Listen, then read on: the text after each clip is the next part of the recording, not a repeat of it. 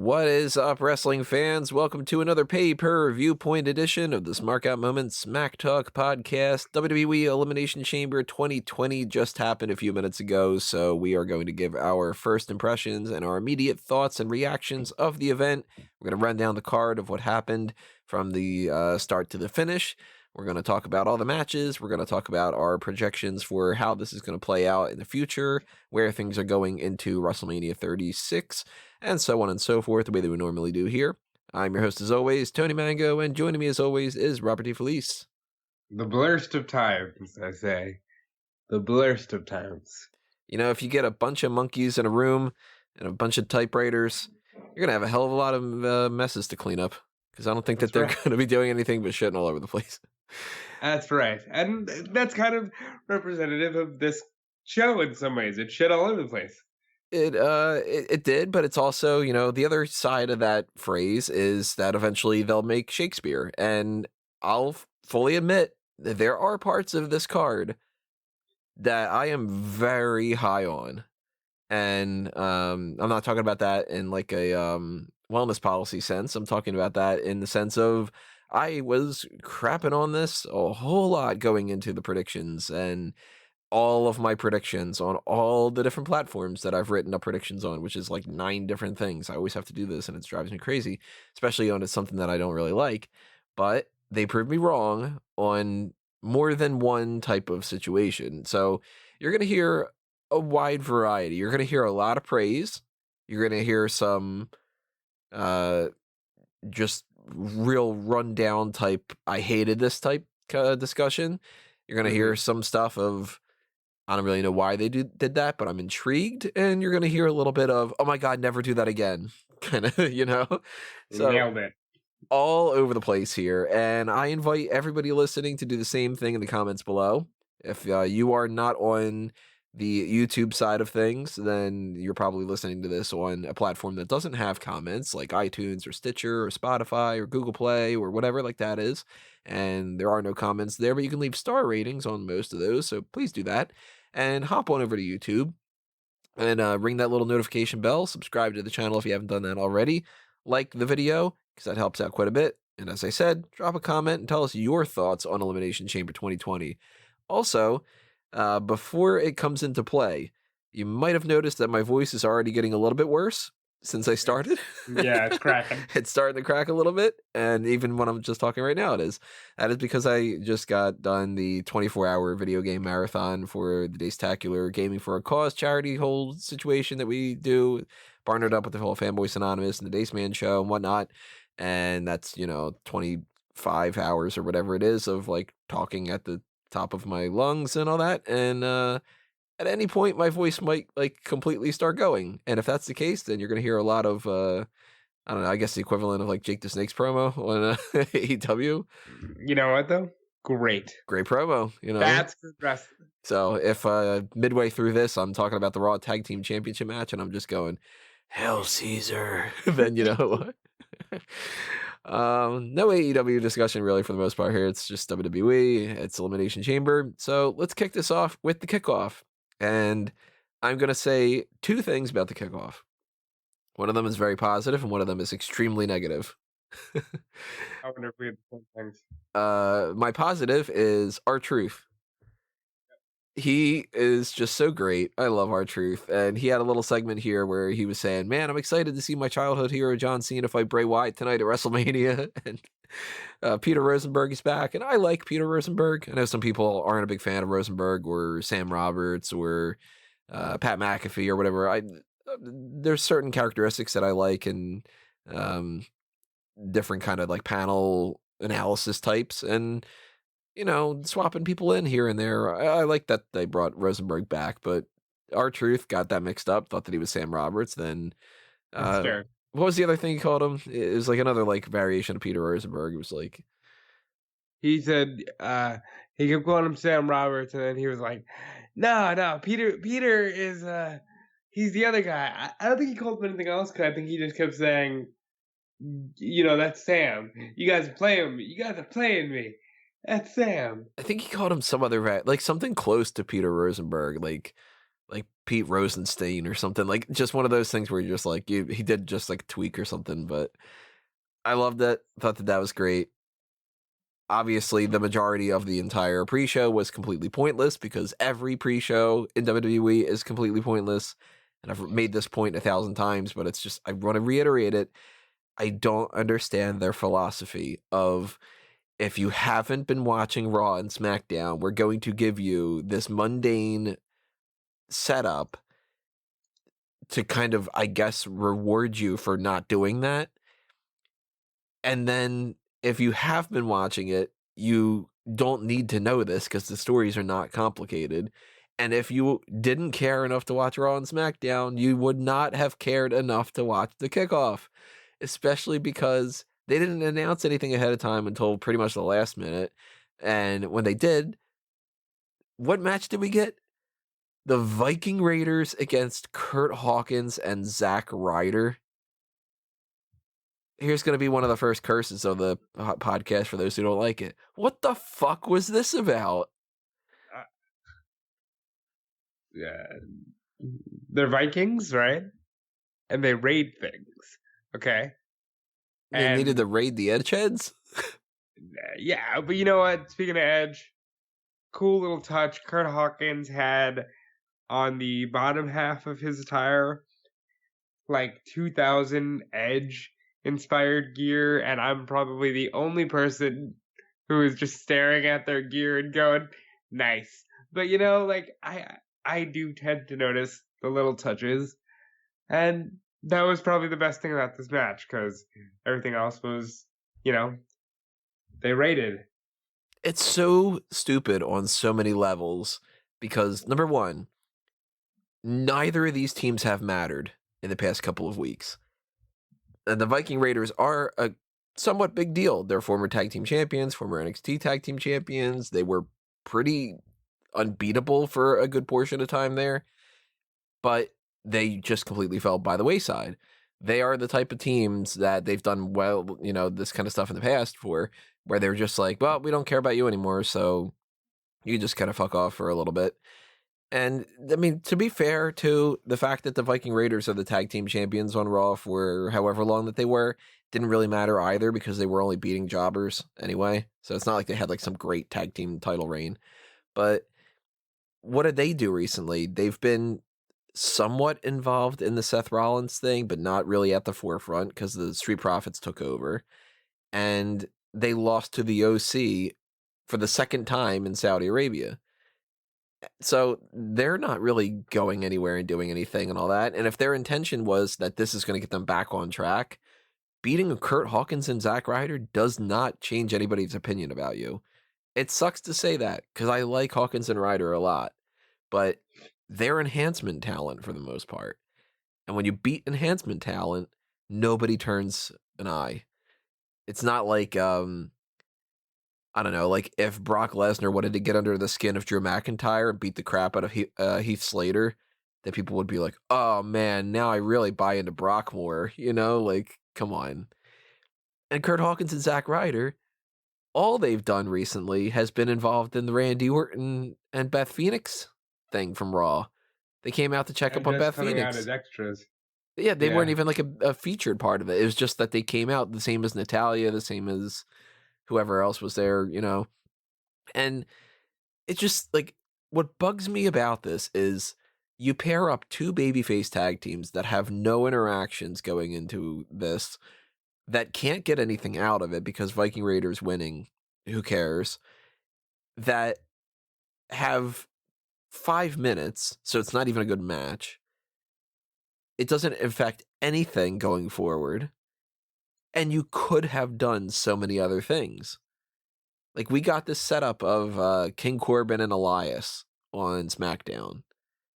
We got that the Shorty G and Apollo Crews and Sheamus thing is still going on for some reason, even though Sheamus had specifically said he's over and done with that and he's going in an Elimination Chamber match, which, of course, we didn't get. And we didn't get a single thing with this SmackDown women's division. And we could have gotten something to rehab Ricochet. And we could have gotten something with Bray Wyatt, with John Cena, which I know that that's like you wouldn't expect it, but just theoretically, or because look at it this way: it's John Cena, Bray Wyatt, Becky Lynch, other than popping up in the background for one split scene where she's looking on a monitor. Drew McIntyre, Brock Lesnar, Goldberg, and Roman Reigns. They're your big draws heading into WrestleMania. And I guess you should count Bayley, even though Bayley's clearly not in the same level. And not a single one of them is a part of this card except for Becky Lynch watching a monitor backstage. And you want to have the Viking Raiders beat Kurt Hawkins and Zack Ryder on the pre-show. That's going to get people to tune into the Elimination Chamber. And later on when you do your WWE Network commercial where it's who knows what'll happen next, which is like, that's ominous.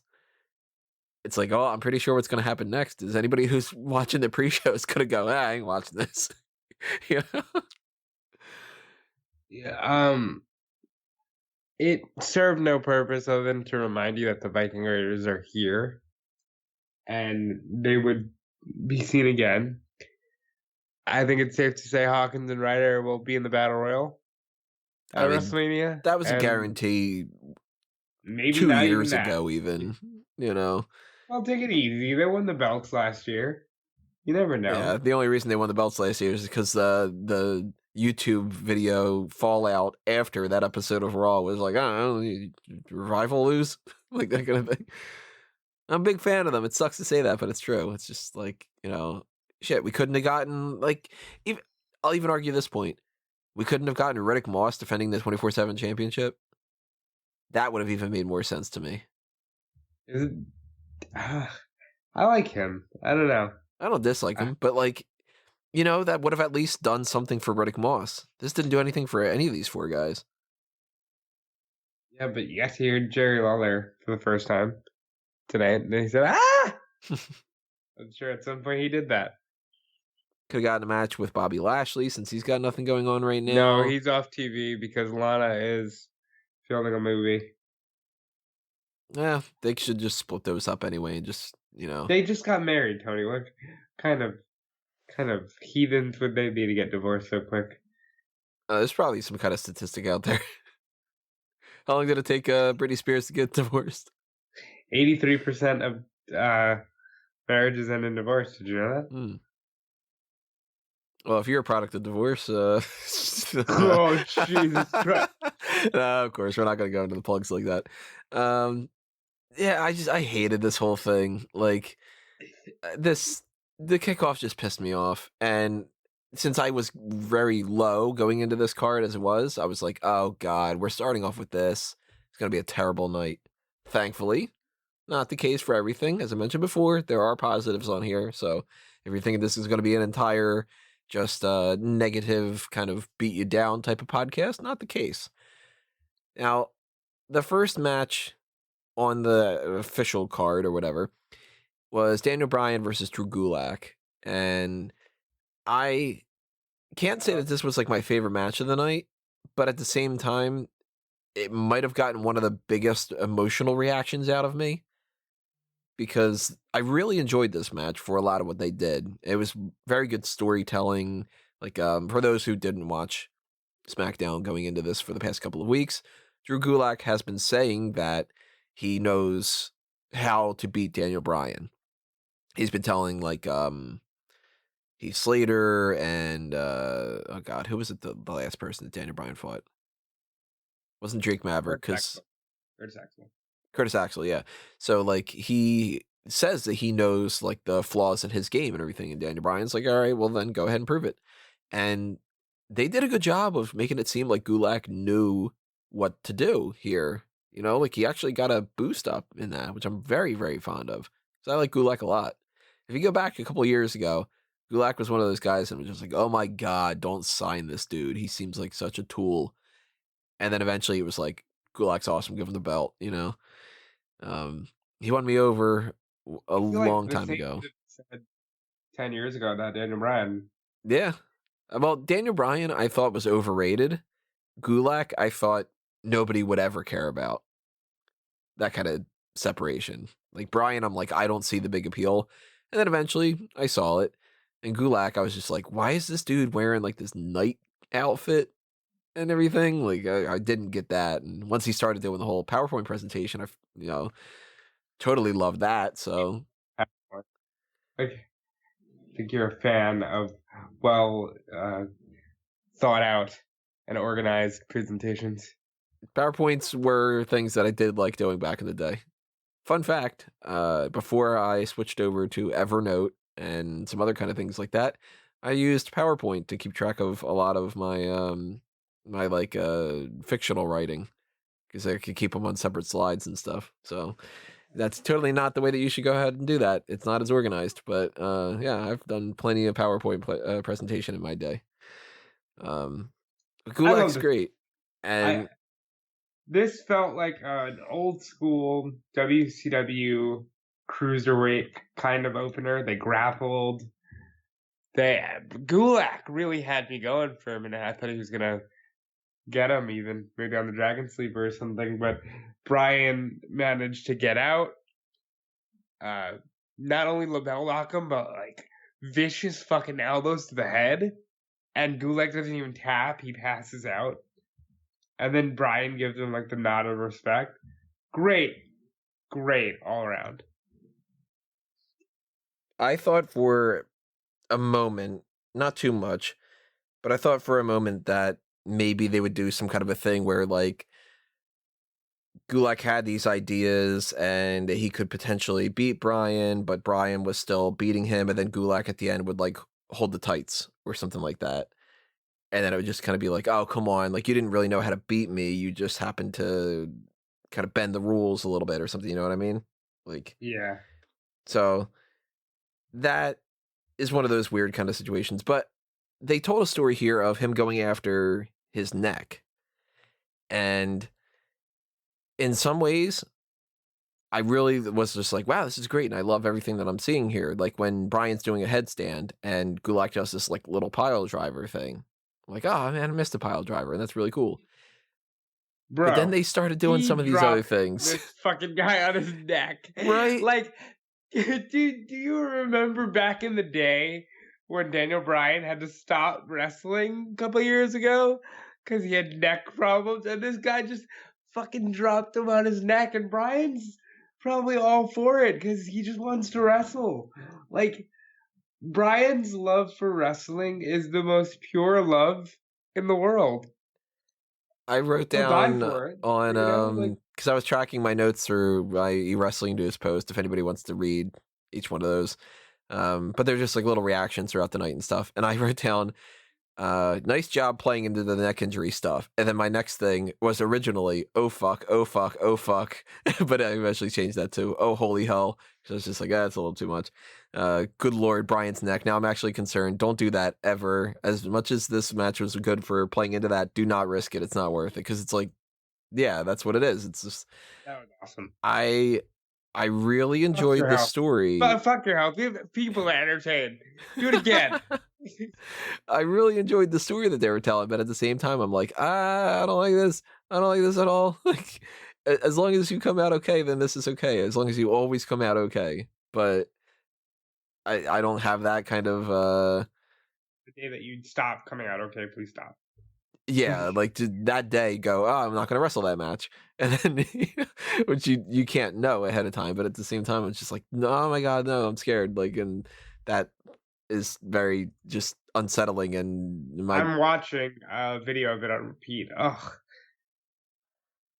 It's just not something that I want them to play around with, you know, like it's the good story. Like I, you know, tip of the hat, not like a John Cena, I'll accept your challenge kind of thing. But like, you know, I really like what they were going for, but holy shit, you know, like don't play around with matches kind of thing, you know, might start a fire. Fun. I did like the match. I really do like the fact that they did this. I really wish that they would have advertised it a little bit more ahead of time so people would have actually gotten invested in it. But thumbs up when it comes to that, though. And I really want to see more from them in the future. I want to see them get like a solid feud kind of going. Like, not necessarily like that they have to wrestle some crazy amount of things, because this was like 15 minutes or so, I think. And I don't need them to wrestle in a 1 hour long Iron Man match or whatever, but maybe give them 25 minutes and see what they can do. Maybe give them like a submission match, or maybe give them a 2 out of 3 falls, or you know what I mean? Like, totally up I'm for it. totally thinking my Daniel Bryan, my original idea for Bryan at Mania occurs now in some form. But I'd like to. Kinda can't. Well, it kind of can. I'm sure one is attached to the other, you know? And I wouldn't even be opposed to seeing Daniel Bryan and Drew Gulak against Miz and Morrison. Like they get some begrudging respect kind of thing Like, going they on like that. respect each Like, other now, and yeah, I would be perfectly fine with it. huh. I don't at all think that that's going to happen, but you know what? I don't either, but If like, they you know were what? to I think team up, like, you know, I'd be kind of into that. Like, you know, I wouldn't be opposed to playing around with that kind of idea. tag team wrestling, man, it's fucking rad. No, it doesn't. It doesn't draw at all. What are you talking about?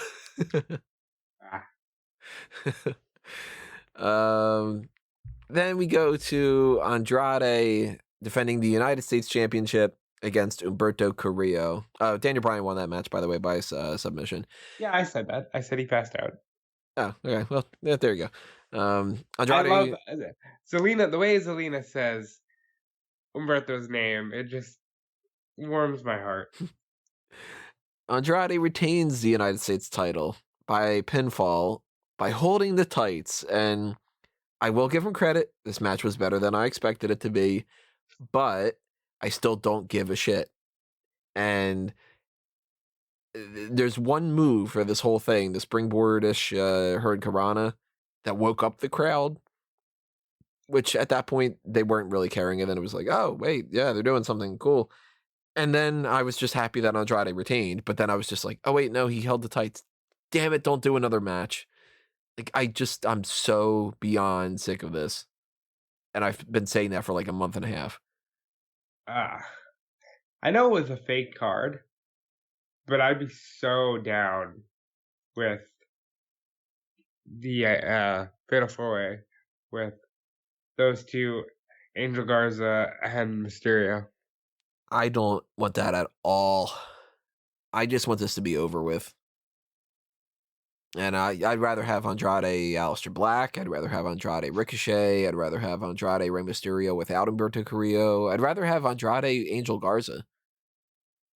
But so I just don't want this to be like, okay, well, now after 15 attempts, we're going to crown Carrillo, and then you'll care about him. It's not going to happen. They'll give him the championship, and then it'll end up sucking because they'll have nothing to go on, and then they'll take it away from him, and then they'll be like, oh, wow, I wonder what happened here. And it's like, well, you weren't working with much. You didn't give him the same type of stuff, and he doesn't have the same type of stuff, and, you know? A tweet from Sean Ross Sapp, which I believe is very much needed in case you don't understand the severity of how many times these guys have been at it. This is the 7th match involving Andrade versus Humberto Carrillo since December. It's their 3rd U.S. title match in under 6 weeks, keeping in mind that Andrade was suspended for 4 of those weeks. And he's been feuding, Carrillo, has been feuding with Angel Garza as like an ersatz Andrade, just to be like in the meantime. And you've gotten Andrade and Carrillo in segments that they aren't actually wrestling each other. Like Andrade and Carrillo fight after Andrade fought Rey Mysterio, or, you know, like that kind of thing. And this is, if you count the matches that they did on house shows and stuff, I did the calculation earlier when I was reviewing this on Bleach Report, but it was something like 13. So if you went to any house shows, you saw it another time. Like, goddamn, man! Like, you don't. WWE does this thing, and I'm going to repeat this again later with the Raw Tag Team Title match. They seem to think that if you do something a lot, that means you're adding another layer to it. And technically speaking, like, yeah, if you have like a 5-layer cake, and it's just the same layer of cake, like, no differences between, a chocolate layer and a chocolate layer. It is a multi-layered cake, but that's not the same when it comes to storylines. It's not like you can go through a carbon copy and paste type of scenario and just keep repeating something and go, oh, this storied rivalry with all these twists and turns. It's not. It's just the same match over and over again. And you just did it long enough to the point where you go, wow, they know each other so well because they fought for the last fucking 8 years or something. You know, like it's different if you were to do something like, well, Andrade and Carrillo start to get along, and then this happens, and then I don't know, Carrillo starts stealing away Zelina Vega, and then then you actually add stuff to the story. This is just they just keep having matches. That's not a story. It's just a repeat of that again. Kind of like when you tell a kid a joke, like if the kid's like young enough, and they just kind of tell you like, okay, like do that again. You know, dangle your keys, and it makes me laugh. Ha ha ha ha! You dangled the keys. Dangle them again. That kind of thing. You know. You know, a lot can be said about a rivalry the length of John Cena versus Randy Orton, right? But at least in their heyday, in 09, they went from, all right, they're going to have a standard match at SummerSlam to we're going to have an I Quit match at Breaking Point. All right, that got you out of control, so we're going to have a Hell in a Cell. Okay, this has to end. Fuck it, we're going to have a 60-minute Iron Man match with Falls Count Anywhere. At least there is some kind of progression that wants you to say, okay, I'll tune into that. It's not the exact same carbon copy that I saw last month. They're taking it a step further. And if Andrade and Carrillo had 7 matches, and the matches would have been a singles match where Andrade cheats, Carrillo gets another title match, and he wins, but he wins by DQ. Okay, well, they have a no DQ match, and somebody interferes. Okay, well, if they would have done like some stuff like that, and then, all right, now we're going to have a last man standing match, and that's whatever, you know, they just keep having matches. And if they do it again, especially if they do it for WrestleMania, they have nobody to blame but themselves if nobody gives a shit. Yeah. But as much as I'm down on that kind of stuff, I cannot sing more praises about the SmackDown Tag Team Championship Elimination Chamber match. This is on my list of Match of the Year candidates. Absolutely loved it. And we're going to have completely differing opinions because while the match was fun, it was at this point where I just said, what the fuck? Like, this feels like a 12-year-old booking on WWE 2K because it looks cool. Because why is Kofi Kingston a staple of last year's WrestleMania in the match with Lince Dorado and Grand Metalik? And why? Why are we talking about, Kofi's next big Mania match against The Fiend or anything? Because Kofi Kingston was never meant to be that guy. That's not I'm not saying that's the right thing, but let's be honest. Kofi Kingston was never meant to be pushed to the main event. They just happened to fall ass backwards into it. And then once it got to the point where they couldn't milk it anymore, or they felt they couldn't milk it anymore, they promptly had Brock Lesnar beat the shit out of them and prove that, oh, well, we never were at that level to begin with. Haha, okay, go back to a tag team. That's how they feel. So he momentarily got boosted up past the level that they thought that he is, like, that's where he stays. And outside of being in the right place at the right time and all that other kind of stuff, it probably never would have happened. So thankfully it did, because Kofi's awesome.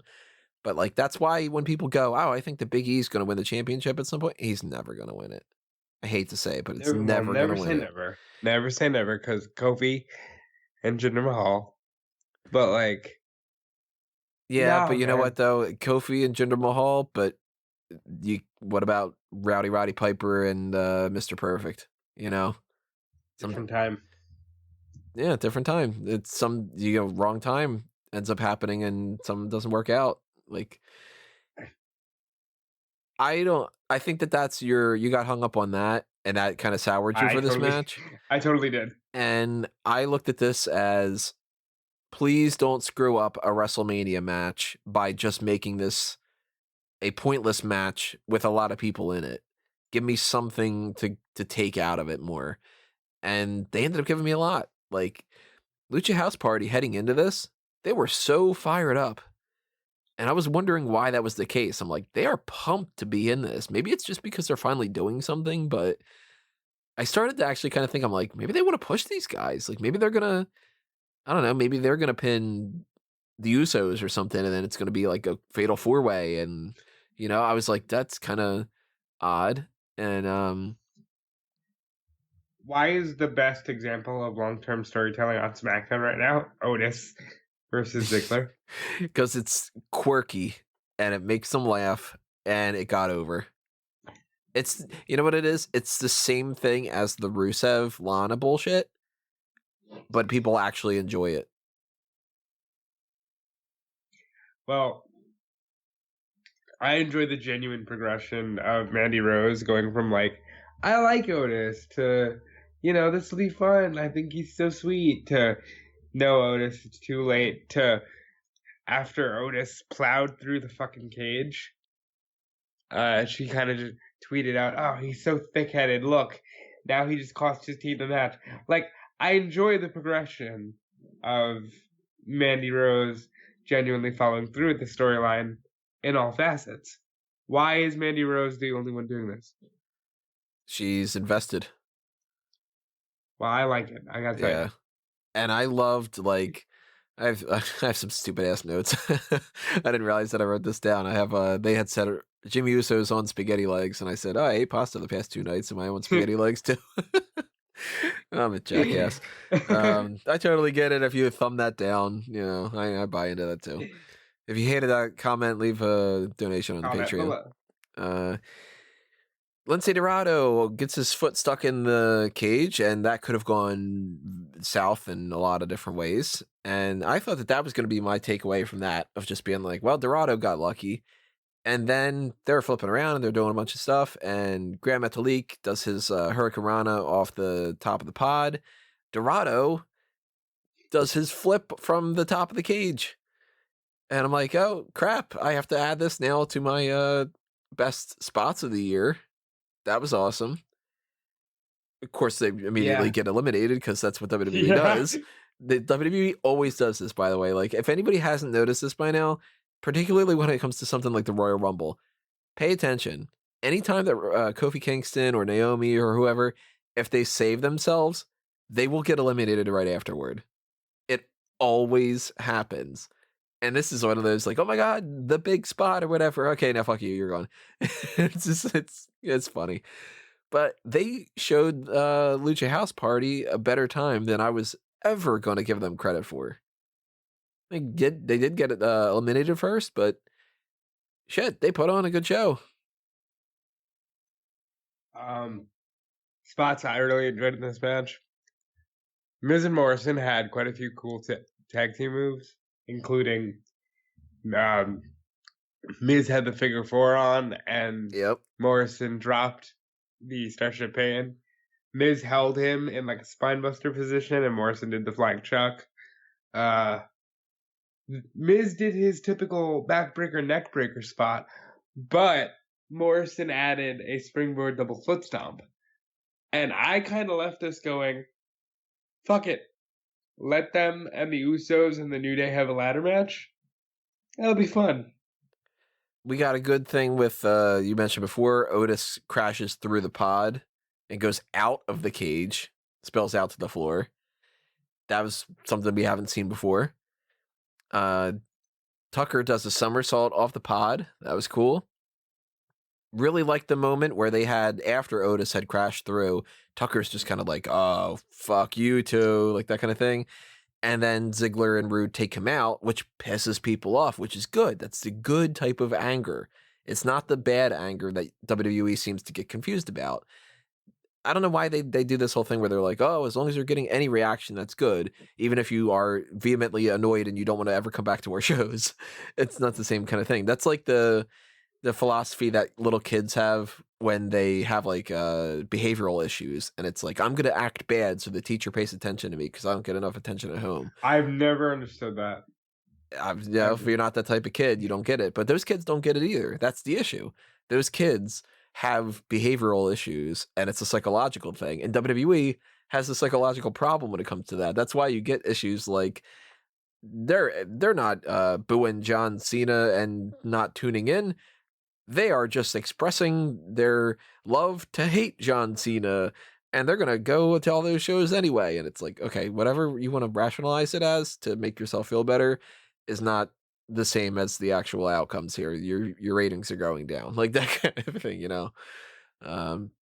But this was one of those good instances where people are like, "Oh, damn it, Ziggler and Roode, like you screwed over Otis. We like that big fat guy, like, you know."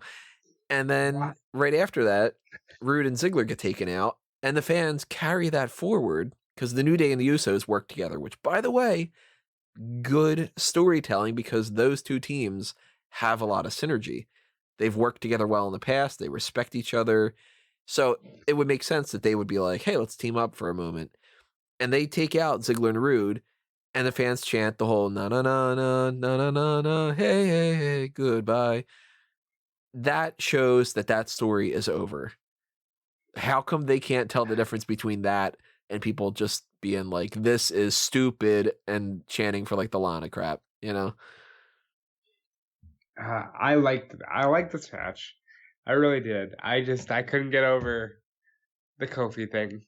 Maybe it irked me because they were like, well, you know, Kofi Kingston last year was in the Elimination Chamber and it kickstarted Kofi Mania, and I'm like, yeah, now he's in a match with Lindsay fucking Dorado. Great, good job. I like Lindsay Dorado, but you know. I do too. Fine wrestler. You did a good lucha thing. Did you see the fucking lucha thing you did? That was a good lucha thing. Where is Kalisto? Injured. Huh. He's got some kind of I think it's a leg injury. Hold on, let me check Fightful's injury list. I totally lost track of Kalisto. I mean, like when he didn't come out, I'm like, oh, where's Kalisto? But I forgot that he was injured. That's a shame. Yeah, this ended up being like, I got this on my list of match of the year. I'm not going to most likely give it match of the year, but it'll be one of those things at the end of 2020 when we're talking about like things I had written down. I'll be like, yeah, you know, that tag team elimination chamber match was a hell of a match. They got me with the double pin. I thought that was going to be the end of it. I'm a big fan of how Miz and Morrison finished the match, and I don't know how they're going to do whatever multi-team thing they're planning on doing because at this point, Miz and Morrison beat all the teams. It's kind of the stupid thing that is now it's going around with Bayley and the whole 6-pack challenge thing, which to me is just kind of like, well, that's stupid. You shouldn't have had her beat everybody at that point. And I'm still kind of harping on this idea that I still think that it's going to be Bayley and Sasha against Trish and Lita. That sounds fun. I don't care about it. You know what doesn't sound fun to me? This whole thing of, well, we got to get everybody on the card. I hate that. They got the Battle Royal. That's the, like, I still keep saying they should have just done Bayley. Well, let's put it this way. They shouldn't have done Bayley versus Banks because they didn't set it up. But at the same time, they should have had a better option than that anyway because it was working still do Bayley versus Banks. I don't think so. Okay, Tony. Roman Reigns said, I'm next. We got a fucking world title match. They can still do Bayley versus Banks, I promise. Let me backtrack then. They can still do it. They can't do it well. Welcome to WrestleMania 36. Yeah, they're still going to do it. They're just not going to do it as well as they should, you know. And then wasn't there some kind of a thing about like the even WrestleManias or the odd WrestleManias or some kind of weird like superstition or whatever? Well, what in particular would be the superstition? It was something about like that each even one has some kind of a big problem with it or something. Or each odd one, or I don't know. I'm blanking on what it is. If you know, drop the a odd comment. ones are typically the problems because I think it's 9, 11, 13. Like I mean, 27 is an odd number. 29 was an odd number. Every WrestleMania's got its problems, so that's the type of thing that people look for superstitions, and they could be like, oh, you know that that rock kept away the lions, like the whole Simpsons thing. But if you want to buy that rock, But I really do, since we can't talk about the SmackDown Women's Division at any other point, I don't get that idea that, it's got to be a six-pack challenge so we can get everybody on. Why? Why? Just make a credible challenger for Bayley. That's where the issue is, because she's beaten everybody. And now it seems like for some reason Sasha. they're building up this idea that Alexa Bliss and Nikki Cross versus the Kabuki Warriors is going to matter, as if anybody gives a shit about that. No, they're building up. No, what happened was, it was March 6th, and they said, all right, Chamber's wrapping up, which means Asuka's out of the singles picture, which means better start reminding people that the tag team titles are a thing. Oh, and we better start reminding people that they can be defended on all three brands, so we can do a multi-branded tag match at Mania. Because it's going to be Alexa, Bliss and Cross and the Iconics or something. The Iconics, and probably Aaliyah and... I don't know that. Oh, fuck, I forgot. Probably Aaliyah and Vanessa Bourne, or Dakota Kai and Raquel Gonzalez. I don't have a whole lot of faith that they aren't just going to do Bliss and Cross and just hope that that's good enough, because WWE does tend to do that. They go like, well, that's good. They're important. People will like it. And you go like, well... No, but they also do the get everybody on the card. That's what the Battle Royale's for. You said that twice now, but yet they're still booking a six-pack challenge. That's another issue, is because like when you run through everybody on the whole roster and then you have nobody who you can build up as big enough because you've already beaten everybody, then their philosophy is, well, the sum of its parts. Let's just put everybody on there, and that way it feels like a big match because it's a lot of people involved. And then nobody will care. And I think this idea that has formed in recent years because Mania is so big that, it's Mania, so it's good enough. Because you have a match on Mania and you should be grateful. Now listen, I'm sure the performers and the people getting paid to perform are very grateful. However, I'm also sure that as a fan, I'm not feeling it. Like, I don't want to see random shit just for the sake of random shit.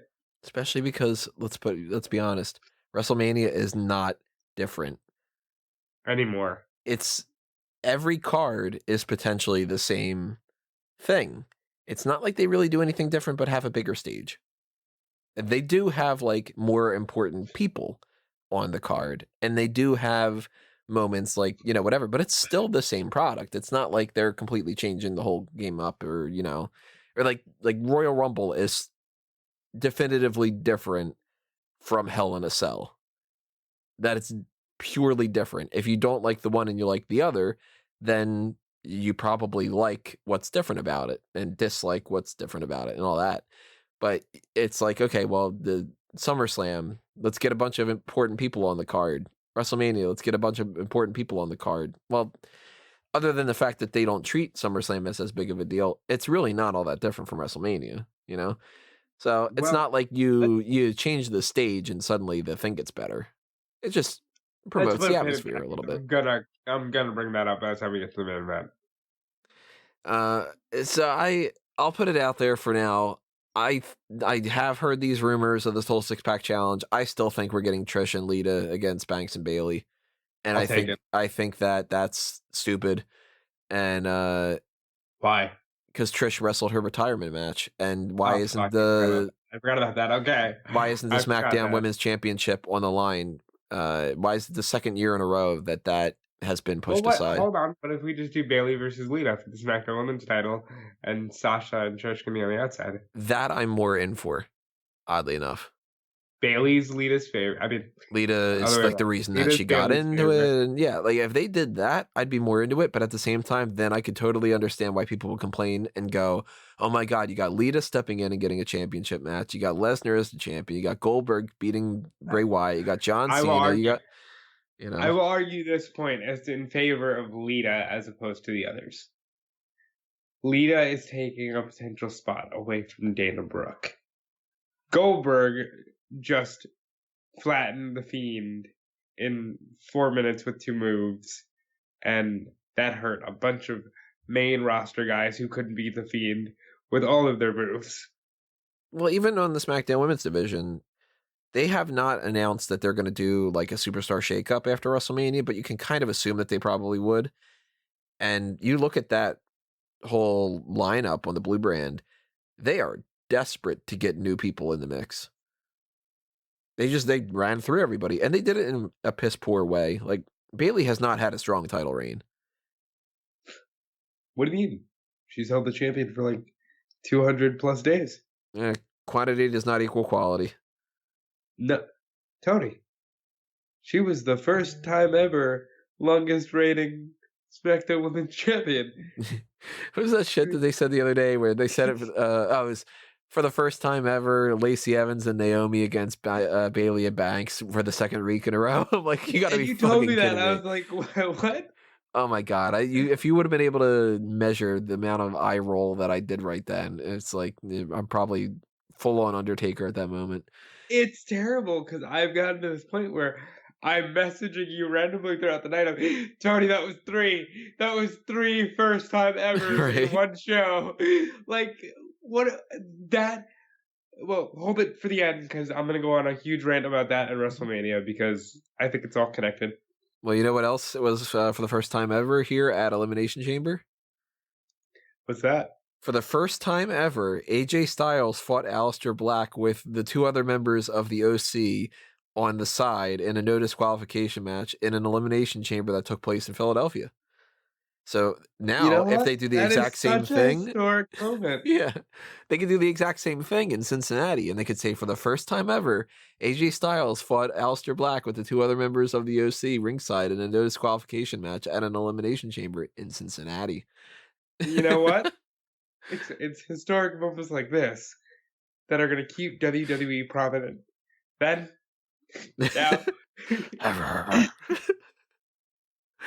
Oh God! Now, not to crap on this because I did like this match, the no DQ match, Styles and Black. I had written on the Bleacher Report post. They had 4 things they needed to do here. They needed to have a good match, and in the process of having a good match, they needed to reiterate the idea that the OC is a unit and they're going to fight together and cheat because they're heels. Bad guys do that. They needed to do something where The Undertaker would come into the mix just to kind of promote the WrestleMania thing. And they needed to give Aleister Black his win back because he had lost to Styles. And they did all 4. And it was fun. So even though I think that it's kind of weird that they took this like sidetrack, I liked it. I like this match. Right? It was fun, right?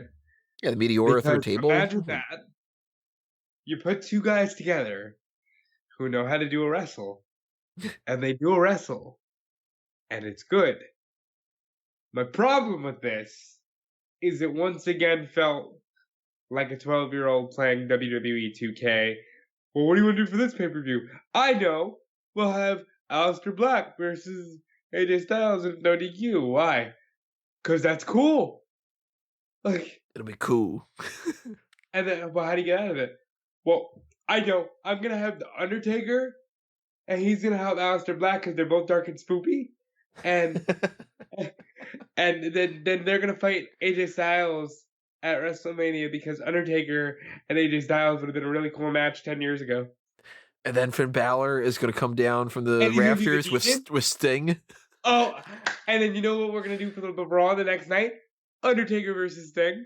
Yeah, and the special guest referee, Kane. For the first time ever. Yeah. Special enforcer on the outside, Mankind. And how do they make sure that they don't go on the outside? Fucking Inferno match. You know, how are we going to make sure that the fire doesn't touch them? We're going to put it in a Hell in a Cell. Yeah. And the cell's made out of barbed wire. Book it. There you go. WrestleMania 36.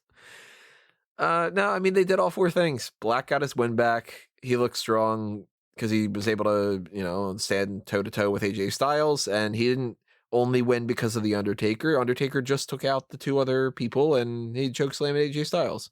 It's like, I thought this was great. I thought this was one of the cooler, like, Undertaker pop-ups in a while. Because Lights Out, right? They're holding black. Gallows and Anderson are holding black. AJ's going to do the phenomenal forearm. Lights Out, Lights On, Taker is now holding both of them down on their knees. And as soon as AJ tries to fly, turns around, catches him in the air, chokeslam. It was one of the more smooth Undertaker appearances in the last 5 years. So I'm good with it. Now, we will go back to this point when we're doing our predictions for WrestleMania, and I'll more than likely reiterate it. I do not expect this match to be good. And when we're talking AJ Styles and Undertaker in a couple weeks, I'm not going to be going into that expecting it to be The Undertaker from 2006 or something. Here's the thing. Ding. I would rather them still go one-on-one than we're going to add Black and the OC and it'll be 3-on-2. Right. Because I don't think don't Black gets the rub from The Undertaker. And I don't think that... You know what that would remind me of? When they did, instead of doing Bray versus Taker in like a Buried Alive match at Survivor Series, they did Taker and Kane versus Harper and Bray.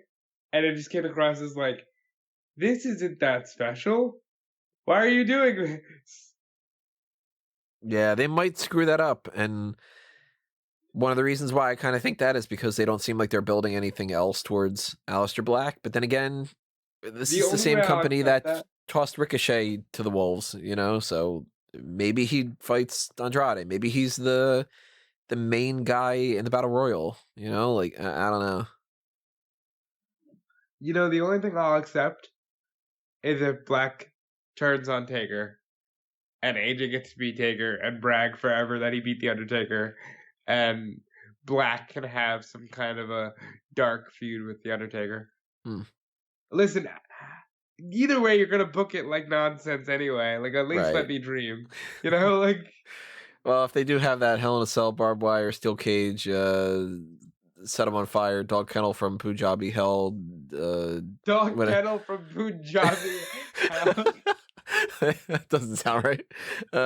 You book all that together, then you add the bombs from, Terry Funk's old days, then maybe we'll get something like that. I don't know.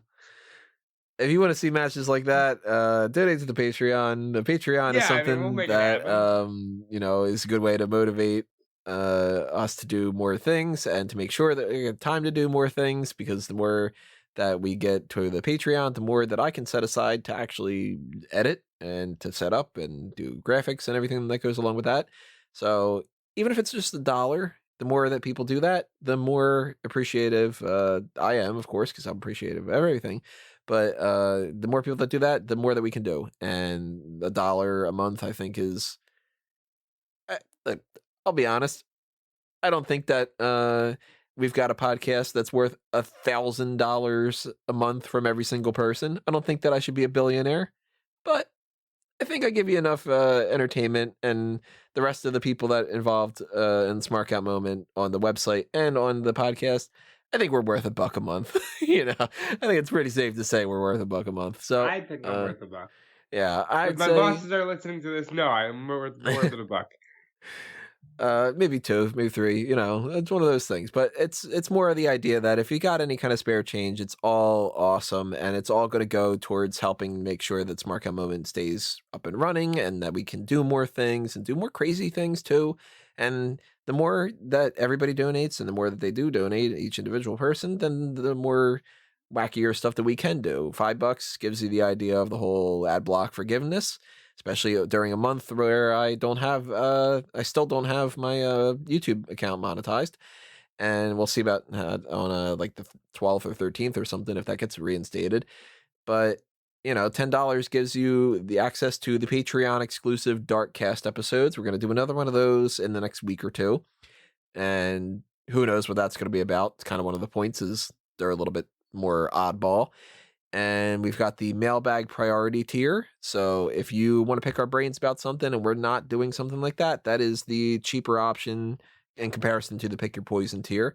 We're not doing a mailbag this month either. We're going to do one after WrestleMania. Not entirely sure exactly when, either the week after Mania or the week after that. And there's the pick your poison tier. And that one's you can just cut right to the whole, I would like you to do this, do that, and more than likely we'll do it. Maybe some tweaks here and there, but we're not gonna say no. And any Patreon donations, thank you to everybody who has been supporting us throughout all this time, and thank you to everybody in the future who decides that they want to chip in a little bit. And another quick plug is if you do want to help out on the monetary side of things and you aren't all that into Patreon, not only can you just donate directly through PayPal or like some other methods like that, there's also the TeePublic and Redbubble merchandise shops where you can pick up a t-shirt or some other different types of products, and there's plenty of different designs. There's actually 3 different shops for that. There's the Smark Out Moment stuff, there's A Mango Tees, and there is Fanboys Anonymous, and that's obviously fanboysanonymous.com. I'll plug that in a moment or so, but I'll come back to that. Let's go back to the whole setup with Elimination Chamber. We had the Raw Tag Team Championship match. Street Profits going in as champions and leaving as champions against Seth Rollins and Murphy in what was, as I mentioned before, a copy and paste of what we have seen before. It was the same 4 people in the match with the same outcome of AOP gets ran off and Kevin Owens comes in and interferes, and then Street Profits win. So they did the same thing where they brought up this idea of, why don't we do that again? That'll change the story. No, it didn't. The only real takeaway that Rob and I got out of it was, I want some popcorn because that looks pretty good. No, okay. Before we get to the popcorn, I do want to say that Dawkins fucking slammed into Rollins, and it made me say, oh fuck, out loud, because it just looked painful. Like, he just went fucking flying into this guy, and he hit the barricade. Now, onto that popcorn. I don't know what it was, because I'm sure it's like butter substitute. I have no faith that they use butter in that Philadelphia. canola oil type stuff. But, like, it fucking looked like some good popcorn. Shout out to the popcorn. I hope it was good.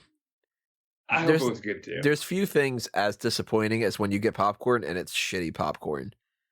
Yeah. Because then it's just like, I mean, like the popcorn you buy at the store and you microwave, that's awful. It's never all that great.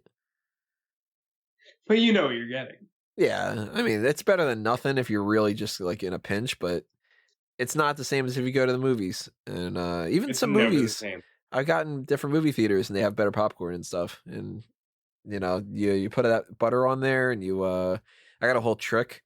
And if you wanted, let me put it this way: I was gonna plug Fanboys Anonymous a little bit later on. I'll plug it a little bit more now. If you want more discussions of things like this about just like, hey, this is my trick that I do when I go to the movies. Donate to the Patreon for Fanboys Anonymous, because fanboysanonymous.com is where we do the geek culture stuff on like the movies and TV show side of things, and we did a whole Patreon sponsored podcast, 2 hours or so of just talking about upcoming superhero movies recently, which was sponsored by Guest 5. Thank you, Guest 5, for that. And I will toss out this little gem for you and, kind of tease you if you want some more of this kind of content. But here's a little trick for the movies next time you guys go, if you're interested in this. You take your popcorn, your bag of popcorn, and this is assuming you obviously eat it the way that I eat it. You put the butter on it. Now, I know a lot of people do that trick with the straw to get it on the inside. I've done that before and it's worked. So I do recommend doing that, but I don't do that all the time because I'm lazy. Instead, what I do is I go in circles while I'm doing that. And while I'm doing that, I'm shuffling the popcorn around a little bit instead of just like doing like a drizzle, like back and forth. The circle seems to work pretty well. But if you want to add candy to it, the number one best one, Bunch of Crunch. I've had M&M's. It's very good. It's the right type of texture. It's a little bubbly type of stuff, the same kind of size. You got to try it. It's amazing. And I first came across would that when I watched The Lion King in movie theaters. So this is something I've been doing since 1994. I would like to either A, go to the movies and get some popcorn, or B, just eat some popcorn fucking anywhere. Like, not to have gotten completely off track from the show, but popcorn is delicious. Thank you, Kevin Owens, for reaffirming that tonight. The fact that Kevin Owens decided that he was going to eat popcorn during that means Kevin Owens gets an extra point in my book, because it's like, Kevin Owens is a popcorn guy. Thumbs up, you know. He stunned Rollins again. One thing I did not like, Rollins yelling at Murphy. Where were you? What happened to you? Where were you? Because I don't already want to think, goodness, are we getting dissension, you know? Well, we're not getting Ascension, that's for sure. Well, we're not getting Ascension. I believe one of the men are now going by Big Con. I would assume that that's Connor and not Victor. Yes. Yes. It would be kind of weird if it's Connor and Big Con. Maybe he'll be Big Con and Big Tor. Like Big Vic. No, not Big Vic. Big Tor. Well, then wouldn't it be Big Tor and Big Nor? Condor. All right, we've gotten way off topic. Viking Raiders came out, got AOP because they will be in a Fatal 4-Way. With OC and Street Profits, right? I don't think OC's in it. I think it's just triple threat. No. You can't have just 3 teams. Because you're going to have 3 teams on SmackDown. Yeah, I think they're just doing that. But we had that, and that's just same kind of thing going on and whatever.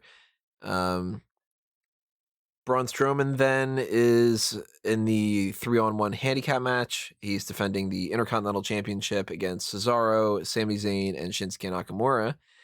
Smack my ass and call me Sally. I cannot believe Sami Zayn won the Intercontinental title. Yeah, I mean, I did not think that was going to happen. And this is one of the things that I can complain about. And I can also not complain about, depending on how I want to look at it. Like, there's a glass half full and a glass half empty type of viewpoint for this. Glass half empty? God damn it. Like, Braun Strowman just won his title. And this now proves, I think, that there's somebody, whether it's Vince or somebody else, and they get in Vince's ear or something. Somebody doesn't think that Braun Strowman can hold a title. That he can't have, like, a championship reign.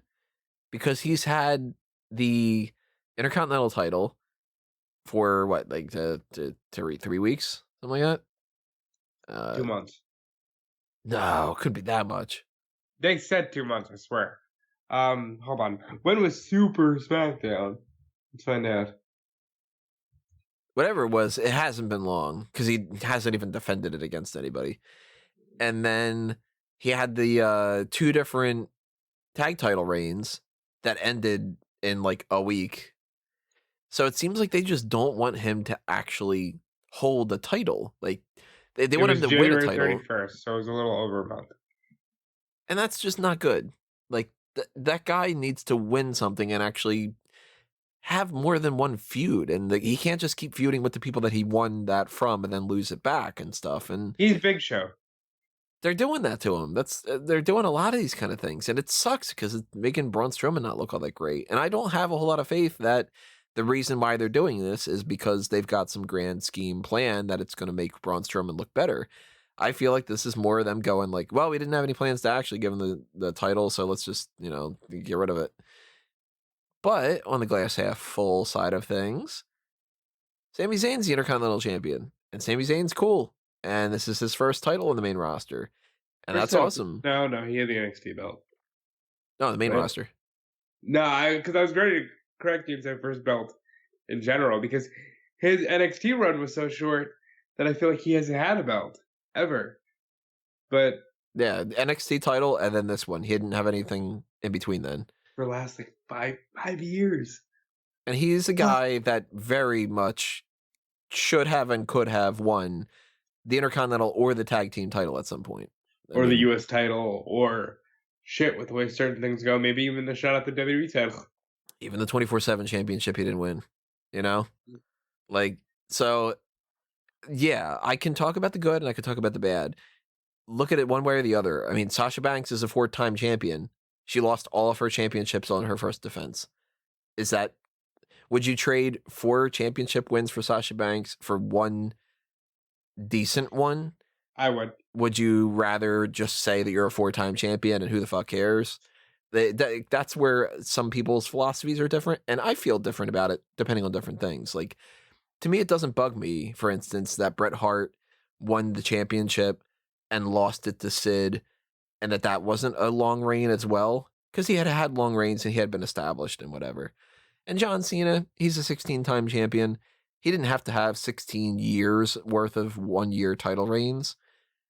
But somebody like Braun Strowman, you couldn't have kept the title on him until at least WrestleMania, you know? That sucks. I think this more establishes my Daniel Bryan theory of like Bryan is doing something with those 3 at Mania. Mostly because he wanted to fight Gulak, right? Because nobody was saying, you know what we're going to do with Bryan? Drew Gulak. So he had to handpick Gulak. He had to. And I feel like he's wanted the Nakamura match for 5 years. He loves Sami Zayn. He loves Cesaro. Even if he fights them ad nauseum between now and Mania, he's going to have fun. We're going to have fun watching it. I think it'll be good. I don't see the connection between Bryan and them.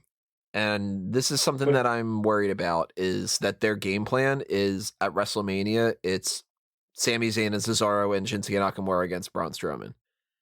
Or that it's Sami Zayn, Cesaro, Nakamura against Braun Strowman and Elias and King Corbin, and then they just have like, here's your 8-person ladder match or whatever, and that they don't try, you know? Because they could very easily do that. Like, why are we doing this whole thing with Elias and Corbin right now? Like, that's gotta either be that they just put it out there for no reason, which is stupid, or that they plan on having something between them. And I can't see them booking a match between those two at WrestleMania. And they flat out booked Strowman Elias for like a good 5 weeks going into Mania, and then they just pivoted. Braun Strowman will team with Nicholas, you know?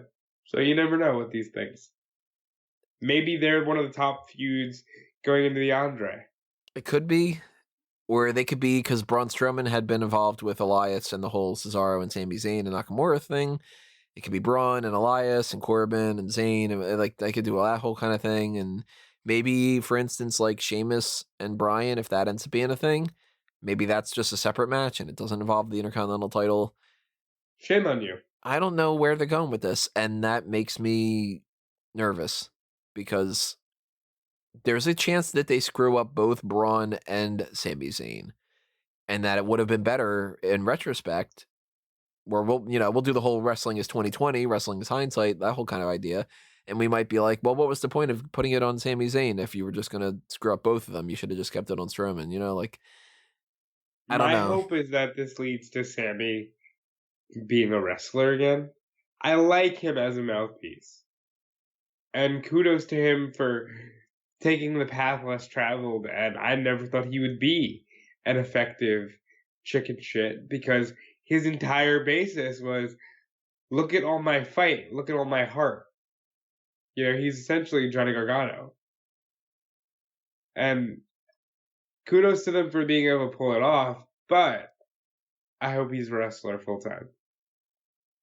Well, as much as I'm on the negative side of these kind of things, I do want to reiterate again that there are positives. Sami Zayn is a hell of a lot of fun. And he has really given Shinsuke Nakamura, for instance, more of a purpose. Because Nakamura, when he's champion, they proved this multiple times, by the way. It's not just like my weird conjecture. Every time that Nakamura gets an Intercontinental or a United States title, they tell him to fuck off. It happens. more often than not. He wins the title. He doesn't do anything for 2 months. They bring him in for a temporary feud. He wrestles for 3 weeks, and then they tell him to go away for another month. Or it just happens to be that case. And Cesaro, they are notoriously never pushing Cesaro as much as they should. So he has to just keep finding these tag teams because he's been it was a tag team with Jack Swagger. Jack Swagger, a tag team with, not a tag team, but a partnership at the very least with Paul Heyman, partnership with Tyson Kidd, tag team. Right. Natalya got involved in that a little bit. He had the partnership with Oksana to start off with. He had the Cesaro and Sheamus at the bar. I'm sure I'm missing like 2 or 3. That's the thing. Like Cesaro just keeps going back to the tag team well. And I'm trying to think about it before we move on. I think he spent a lot of time with Swagger, which might be what's throwing us off. The Real Americans thing, like, that didn't make any sense. They just were like, I don't know, Cesaro and that guy, like that kind of thing. But like, that sucks that happens. But at the same time, Cesaro and Sami Zayn and Shinsuke Nakamura, there's a lot of fun to it. And Sami Zayn, if any of these were going to win that championship, I wanted it to be Zayn. He's the one that hasn't won a mid-card title, and he's the mouthpiece. He's the one that's the driving force. If they would have won this, and it would have gone like, all right, they won, so that means that Shinsuke Nakamura is the champion because he was the one that was the champion before, and he was the one that was supposed to sign the match and all that, I would have been so pissed. This, I'm just like, I don't know what you're doing, and you're probably going to make me mad, Right. So we might look back on this and I might be like, oh, this ended up working out pretty well, but I don't trust WWE because I haven't had, trust is built up. You earned trust over the course of being trustworthy, and I don't trust WWE to not screw this up. Everybody that was like, oh, the Lana and Bobby Lashley and Liv Morgan thing and all that, trust us, it's going to work out. How did that work? Who said that? I'm sure there's plenty of people. And that happens with everything. There's always people that are like, you got to hope that it's going to be, well, I can hope. What's that phrase? Oh God, I haven't heard it in a while, but it's something like, wishes were fishes, the world would be an ocean. No, it's not that. It's not. If ifs and buts were candy and nuts, we'd all have a Merry Christmas. That's a great one too. But it's something like, you can wish and take a dump in your hand and see which one fills up faster. Something like that. Of all the things I wasn't expecting, that's one of them. It's a shitty phrase, but someone's got to make it. So I don't know. Maybe we get something with Sheamus, Corbin, Zayn, Strowman, Nakamura, Bryan, Drew Gulak, I'm gonna Heath prevent Slater, you from speaking out Cain Velasquez. These negative things into the world. You have a horrible habit, sir, of just speaking the worst things into existence. Wouldn't it be worse if something happened to the majority of the candidates that are trying to become president right now, and there's a certain person who keeps getting screwed over by the DNC, and terrible things happen? Or wouldn't it be bad if I'll just start putting a whole bunch of things out there. Now there's an idea. Maybe like make that like a gimmick. Like a new dark cast, but it's like dark on a different kind of way. Yeah, like just dark wishes. Wouldn't it be bad if something happened to the person who keeps saying that they shouldn't bring back 3D Doritos? Dark Smarks. Smarks after dark. Dark out moment. Stupid as hell. I think I did most of my plugs, so I'm not going to toss out anymore before we get into our main event, but let's toss out your plug while we can. If you want to follow me, and if you've been following along, thank you. And if you want to continue following me, check out Fightful.com, check out WrestleZone.com, and check out Fanboys Anonymous, because I've been doing more there, and I enjoy that. I want to do more on Fanboys Anonymous, so check that out. So our main event was the Raw Women's Championship #1 contender Elimination Chamber match, or the Women's Elimination Chamber match with the #1 contender is determined who gets a title shot. That whatever the hell they want to clarify it as. It's Asuka, Liv Morgan, Natalya, Ruby Riott, Sarah Logan, and Shayna Baszler in a match, which was advertised as Shayna Baszler is going to beat everybody. Does anybody at all stand a chance? I'm pretty sure that's almost exactly the phrase that they used on some other commercials was, does anybody stand a chance other than Shayna Baszler? And with the weeks leading up to this, they made a point to tell you, no. And then, if you were stupid enough to not understand that Shayna Baszler was the person who's going to beat win this match and move on to WrestleMania and all that, they were driving that home into you today. It's just drill it in your head like you're the stupidest person on the planet. You're not going to get it if they don't do it. It's so complex and all this. Now, you might take that as me saying that my issue with this is that Shayna Baszler beat everybody. That's not my issue. I'm actually okay with that. My issue is, who plotted this match out? Why did we start off with Natalya versus Ruby Riott, and then Shayna Sarah Logan comes in, and then Baszler beats the three of them, and then beats Liv Morgan, and then beats Asuka. So that way here are two of the problems that comes along with that. Three of the problems, I'll say. You didn't get your Riott Squad trio. Liv Morgan just didn't interact with them at all. That's great. That's doing something for them. I'm not a big Riott Squad fan. Everybody knows that. Ever since the moment that they formed that group, I have not liked that group. But that doesn't mean that I'm stupid and that I wouldn't want the fans that are Riott Squad fans to have that moment, and the three people in the Riott Squad to have that moment, because they did put in the work to deserve that little moment. And if they're going to do the whole thing where they're like, oh, we'll have that triple threat on Raw. Fuck you. It's the pay-per-view. The pay-per-views are supposed to matter. Do it there. Don't just avoid it, because it was awkward. Another problem, Natalya took most of the brunt of her damage from Ruby Riott and Sarah Logan. So Baszler just kind of picked up the scraps, and that doesn't really help Baszler all that much. Another problem, once Baszler took out three people, she had to sit and wait for Liv Morgan, took her out after a minute, and had to sit and wait for Asuka. So our main event is a foregone conclusion match, which some people are arguing should not have happened because, if you would have had Roman Reigns in there, it would have been a foregone conclusion, even though you advertise. No, and I'm going to cut you off because we're going in the same direction, but I'm going to yell and scream. This match was booked exactly as it should be. However, this had no fucking business closing out a show. Had no business closing out a card. Now, do you think that this was booked as it should be, as in the entrances? No, as in Shayna runs through everybody. Yeah, so the idea of we're having a match where Shayna beats everybody, like, we're both okay with that. It's not that we think that Shayna shouldn't have won or that she shouldn't have beaten everybody. It's the way that they structured this, the way that the match happened, and the fact that the match even kind of happened to begin with a little bit. The fact that she came out third was weird to me. Because the way I would have booked it, she would either been first or last.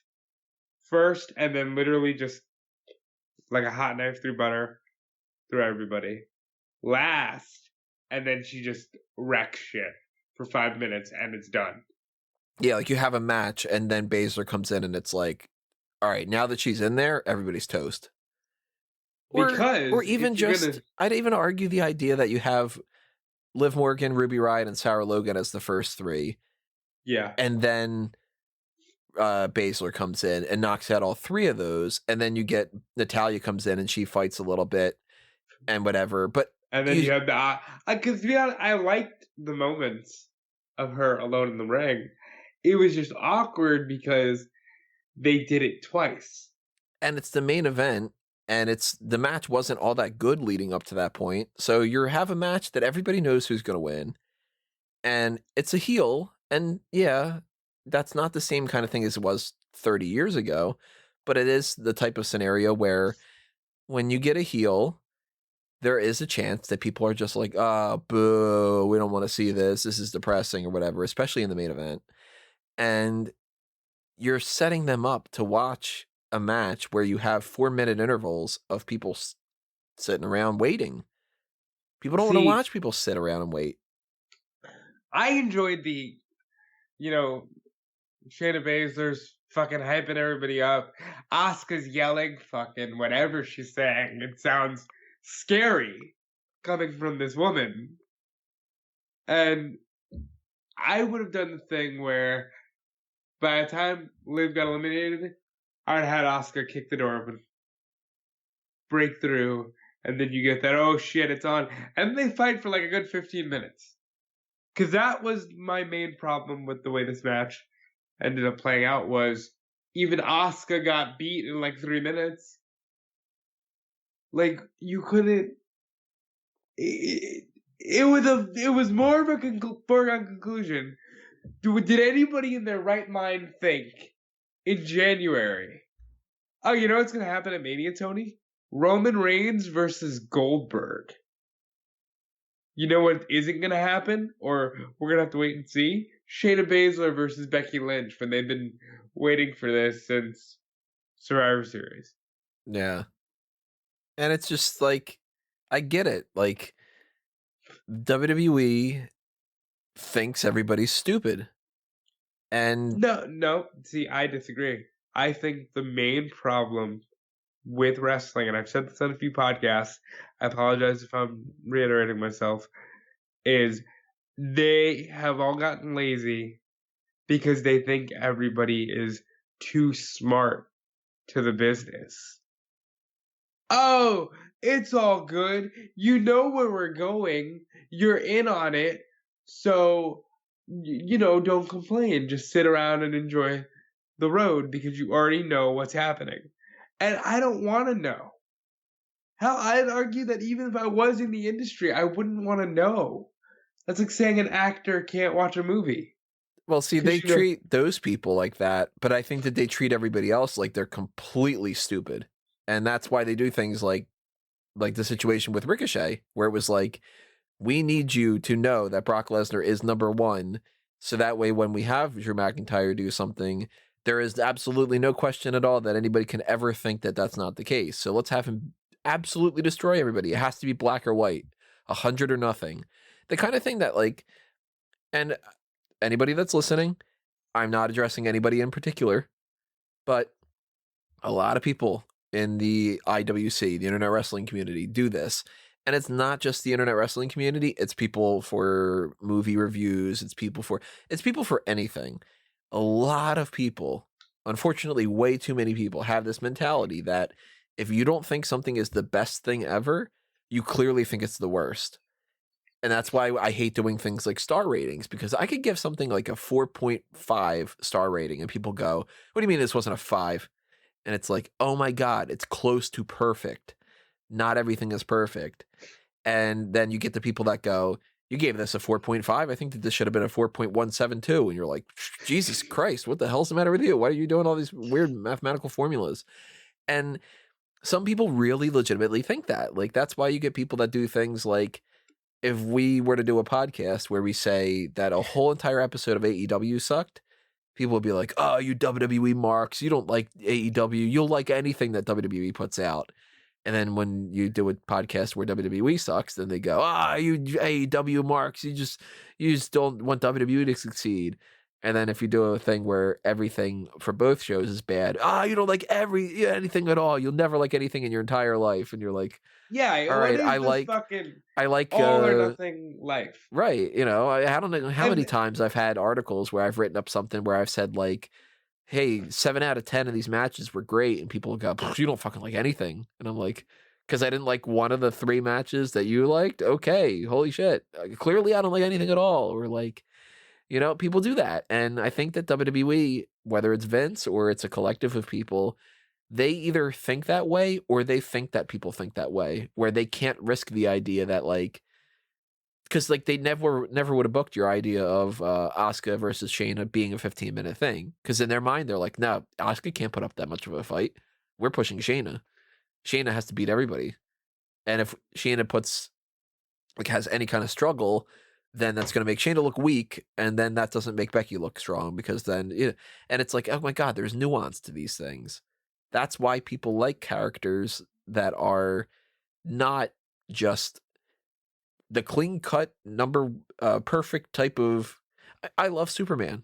Go back to a fanboys thing. I love the Superman character, but a lot of people don't think Superman's interesting because they see the variations of Superman that is the perfect guy who never does anything wrong and always wins every fight. And that's not the best type of Superman.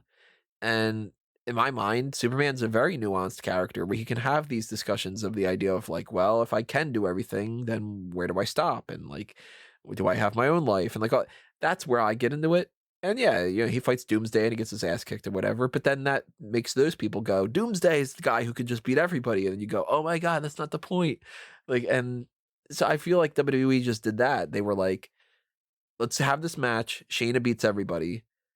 And then whoever was responsible for booking this, just kind of like threw darts at the wall, and they were like, it's Ruby and Natalya, and then Sarah,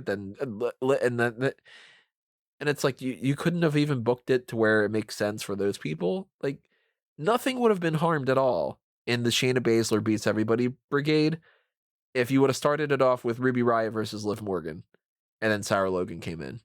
You would swap Natalya and Liv Morgan. You get the Riot Squad thing. Yeah. It makes sense. You push Liv Morgan a little bit more. Natalya doesn't need that push as much. She's a multi-time champion. You potentially make a little bit more of a person out of Liv Morgan, and you still get Shayna Baszler come in at number 3 and beat number 4 and beat the shit out of everybody or whatever it is. Like, it's just that simple, I feel like okay, I'm sorry. I apologize in advance. I need to go on this thing back to Kofi because this pay-per-view really hit home for me what WWE is right now. They're no longer building stars for runs that exist in, 1 year, 2 years. Like, let's make a star out of you. Let's make a John Cena out of you.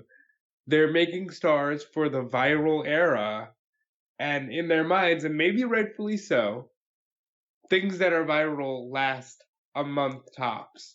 So what happens in February won't matter in March. What happens in March won't matter in April, and so on and so forth.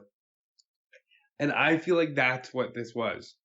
Because why is it that Shayna Baszler, who won at Survivor Series, got put through a table by Becky Lynch, did win the Royal Rumble match? I'm fighting Becky Lynch. Done. That's all that needed to happen here. Now you have the argument of, and I'm surprised, tell me if I'm wrong here, but I don't think I heard this. For the first time ever, women are main eventing an Elimination Chamber pay-per-view. If they did, I blocked it out. But you also actually, have was it the first time, or was the women's tag team titles the main event? No, that opened the show. So you have that first time ever, but what did you accomplish? You told a nothing story where no characters got over. Are you more inclined to see Sarah Logan in the main event of pay-per-views? Absolutely not for any of them. To see Liv Morgan, Ruby Riott, even Natalya, who, by the way, said the weirdest fucking thing in a promo. Yeah. Tonight I unleashed my legacy. Yeah, I what does quite that understand mean? what that was all about. But anyway, it just did nothing for nobody, and they didn't even end it with Becky Lynch running out into the cage and fucking up Shayna Baszler. That's one of the other big elements that I hated about this. What the fuck? You could have set this shit on fire if you just would have been Shayna wins, Shayna killed everybody, out comes Becky Lynch, and oh shit, Becky is beating the fuck out of Shayna Baszler. Done. Instead, they rather to end it with, all right, that's it. See ya. Go home. That's it. All right. Because again, they're not interested in making moments that will last not only lifetimes because they're special, but last the rest of the year. Like, WrestleMania will happen, and then the Raw after will occur, and they'll be like, but Ronda's back, isn't that cool? I don't know if Ronda's coming back. That's not me saying anything. That's just me doing that. But they're going to do that, and then, It'll be that Nia's back. No, that's terrible. You're doing the thing again, Tony, where you speak terrible things into existence. And I will refuse to have you speaking these awful things into existence. Like, stop it. But, we've been rambling on for a lot longer than I thought we would. It's 1 a.m. I will say this. On the road to WrestleMania, which is happening 20 minutes from my house, I could not give less of a fuck. Because this is what we established tonight. Elimination Chamber happened in Philly. I got friends that went to the event. I said on the road to WrestleMania, which is having WrestleMania, is happening 20 minutes from my house. No, I'm saying you're saying that you had no interest in going to Chamber. Yesterday at the marathon, talking to my buddy Chuck, who went there tonight, and he's like, "How come you're not going?" I'm like, "Did you see the card?" That's why I'd rather stay at home and get, by the way, like 2-3 hours of sleep over the course of the past 2 days or so. That's normal for you. Don't even try. But like, I could have been like, oh, I can't stay the whole marathon. I'm gonna go and I'm gonna do this, whatever. Like, could have done something like that. And I was like, no, I could, to earn money to be at home to watch this thing rather than to spend money to go there and be disappointed. That was the difference of the whole thing. And I'm like, that might be my only chance to go see an Elimination Chamber, because it might not be in an area that I will be at any kind of time frame that's the case. And I was just like, nah, and I potentially could have gotten some pretty decent seats too. Like, it could have been a big thing. And instead, I just had no interest. And there were good things about this card. Like, I mean, I loved that tag team championship match, and I really was fond of how they did, like, the no DQ match. And I even thought that, like, elements of the Carrillo match were better than I thought it would be and stuff. But then they had these other things where just like, the hell's going on with the kickoff? And how do you have a match as good as the tag team title match, and your big spot for like the women's Elimination Chamber match was Sarah Logan does a pop-up headbutt on top of the pod? Because it shouldn't have been the match. And I skated this line because, listen, I don't need to defend myself. You people, if you've been listening for a long time, you know I love women's wrestling. This did not need the main event. They should have had a regular chamber that was advertised where it would have been winner fights Bray Wyatt at Mania, or whoever the Universal Champion is at Mania, and then Roman, Corbin, and whomever. But they didn't want to do that. They jumped the gun in just saying, I'm next. All right? We played that segment 4 times tonight, by the way, because we've done nothing on the road to WrestleMania for the Universal title match, which will likely close the show. And you gave us this match to close because you're certainly not going to main event with tag teams, God forbid. And, okay, you get your women's main event. Shayna did exactly what we all knew Shayna was going to do. And it's fine. And, like, anybody who is listening to me complain right now will say, get over it. There's another show in the morning. But that is ultimately part of my problem. It's like, you don't let moments sink in anymore. Nothing means anything. You mentioned that this might be your only chance to go see a chamber. I think the chamber concept died years ago because they overdo them. They're no longer violent. They're no longer like this, oh my God, how did these 6 individuals or teams survive this? It's just like, that was a cool spot. Did you see that spot? By the way, there's a giant WWE logo on top of the chamber in case you didn't know what company this was. Like, and I think, to sum it up, Michael Cole was like, for only the 25th time, For only the 25th time. All right. Once you get past that, I mean, come on. Once you get past 20, you can't say only 20. Now, if it's like only 20 times in the history of like mankind, has there ever been like I don't know, an eclipse, then it's like, yeah, okay, wow, that's crazy. But no, come on. No, for only the 25th time in 18 years. Like, I want you to More than really, once a year. I want you to really think about that. I want you to really let that sink in. The chamber matches don't even feel special. You ask why, like, did I like stuff on this card? Hell yeah, I did. I thought Brian Gulak was amazing. I thought, the tag team chamber match for a spot fest was fine. Like, I thought it was fine. But the damn thing is, it didn't need to exist. I miss things that happened because it needed to happen. Like, oh, these dudes all have beef. We're going to throw them in the chamber, and they're all going to beat the shit out of each other. I still dig like, the Elimination Chamber as just being like, I'm okay with the chamber not being like a hardcore thing. Like, I'm okay with the chamber just being, we got to put these people in a match and we got to have an elimination thing. I'm cool with that. But when it's a foregone conclusion like this, and then they did nothing to build intrigue, and then Becky Lynch, who is the only top star that is actually in the building, doesn't run down and beat the crap out of her rival, because that's a weird thing that wrestlers do.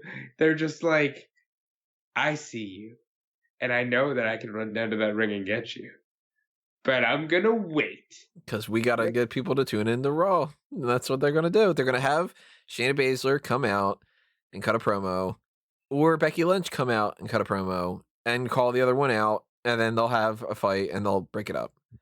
And aside from the fact that it's your job and it's my job, what are you tuning into Raw tomorrow night for? Of the announced things. What's been announced? They've announced that Edge will be there. Okay, I'll watch for that. And they've announced, I believe, like another Brock Lesnar, Paul Heyman promo, probably. Right. They're doing that stuff. But like, that's the same promo for every single week for the past 20 years, like, or whatever the hell it's been. As much as Edge is my favorite wrestler ever, and I'm glad that he's on this comeback tour, I am not happy about the fact that in 2020, my draw is rated RKO split up. Is Randy Orton and Edge. Yeah. Like, what have you done? And for that matter, like, the people that say things, and thankfully it's not often on this channel anymore, but there's people that do think that, and they do say it. The whole idea of, oh, you act like you could book things better. I'll give you this. Shayna Baszler is fighting Becky Lynch. Charlotte is fighting Rhea Ripley. Roman Reigns is fighting Goldberg, and you can't get around these kind of things. Let's just keep that in mind. And who knows what we're getting with Bayley. I still think that we're getting that stupid tag team match or the 6-pack challenge, but I still think that they should have gone Bayley and Banks. So, in theory, how do you go around doing this kind of thing? I'll tell you a very simple way to do it. And I want you to legitimately tell me in the comments below. You can tell me if you don't agree with this, too. Like, you're not going to hurt my feelings. Not everybody's going to love everything. They wanted to do Charlotte winning the championship title shot by winning the Royal Rumble and Rhea Ripley challenging her. I think that that's stupid. But more so, I think it's stupid that Rhea Ripley had to bring it up to her to challenge her, as opposed to Charlotte saying, I want to fight for that title. Right. You can still get the exact same thing and have, you can even boil it down to use my phrase, boil it down to the idea of, we want Charlotte to be the Royal Rumble winner to challenge Rhea Ripley for the NXT Championship. And I'll go, okay, cool. Have Charlotte challenge her. Don't have Rhea be the one that stands up and do that. And then if somebody argues, well, you got to have Rhea be the one that does that because it makes her look cooler. No, you don't. Having her win the match at WrestleMania is what puts her over. Not challenging Charlotte and then spending 3 weeks with Charlotte saying, I don't know. And then Charlotte going, yeah, okay. That's stupid to me. And Now, I think that you screwed the whole thing up with Bianca Belair at TakeOver because Charlotte should have said, I'm going to fight the NXT champion, whichever one of you two it's going to be. And then the two of them are like, it's going to be me. I'm going to fuck you up, Charlotte. And then people start going, maybe it is going to be Bianca Belair. Maybe they are going to do something like, like that to me is stupid. And you take that same match. I'm not even changing the match. All I'm changing is that little tweak. You give me Shayna Baszler versus Becky Lynch. And you say, I want her to go through the whole roster. And you set up this whole thing with Elimination Chamber. I maintain, and it's going to be at least until after WrestleMania for me to change my mind about this. I maintain they screwed up booking both of these these Elimination Chamber matches because the tag team one, as much as I liked it, should not have happened.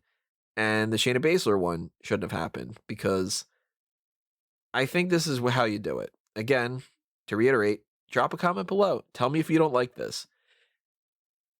You got Roman Reigns, King Corbin, Braun Strowman, Sheamus, whoever the hell you want to put in there. It really doesn't matter. Ultimately, Roman Reigns wins that, and you set it up with, if you just desperately want to have this Goldberg thing. Goldberg, instead of cutting the promo and says, it's not about who was last, it's about who's next, and Roman Reigns comes out and says, I'm next, he just says, who's next? We're going to find out at the fucking Elimination Chamber. There you go. That moment was not cool enough to make up for that. And I think if you have something like a King Corbin in the final thing of that, people aren't going to boo Roman Reigns. And I'd argue that the fact that we don't have anything for the SmackDown Women's Championship just proves how pointless that is. And I still think that they should have gotten away with the whole, if they want to do the 6-pack challenge thing, it's ridiculous. And they should have just had Naomi, Carmella, Lacey Evans, so on and so forth, and Sasha Banks in an Elimination Chamber, and Sasha Banks wins that, and Sasha Banks fights Bayley at Mania. That's, to me, you got the women's title #1 contender thing, you got your Roman Reigns Goldberg thing, you got people on the card, you didn't screw up any of the matches for WrestleMania. It's like, to me, that solves the whole thing, and you might be thinking, oh, then what do you do for Shayna Baszler? Have her beat everybody on the Raw. Have her go up to Raw and do something where it's like she thinks that she's on Raw and she deserves a title shot. And everybody else goes, you can't just come in here and just get a title shot. And she goes, fine, I'll beat every single one of you on the road to WrestleMania. And one week you have Shayna Baszler versus Natalya. And one week you have Shayna Baszler versus Sarah Logan. And one week you have Shayna Baszler versus Ruby Riott. And she fucking beats everybody. And you got 7 weeks out of that. Like. Okay.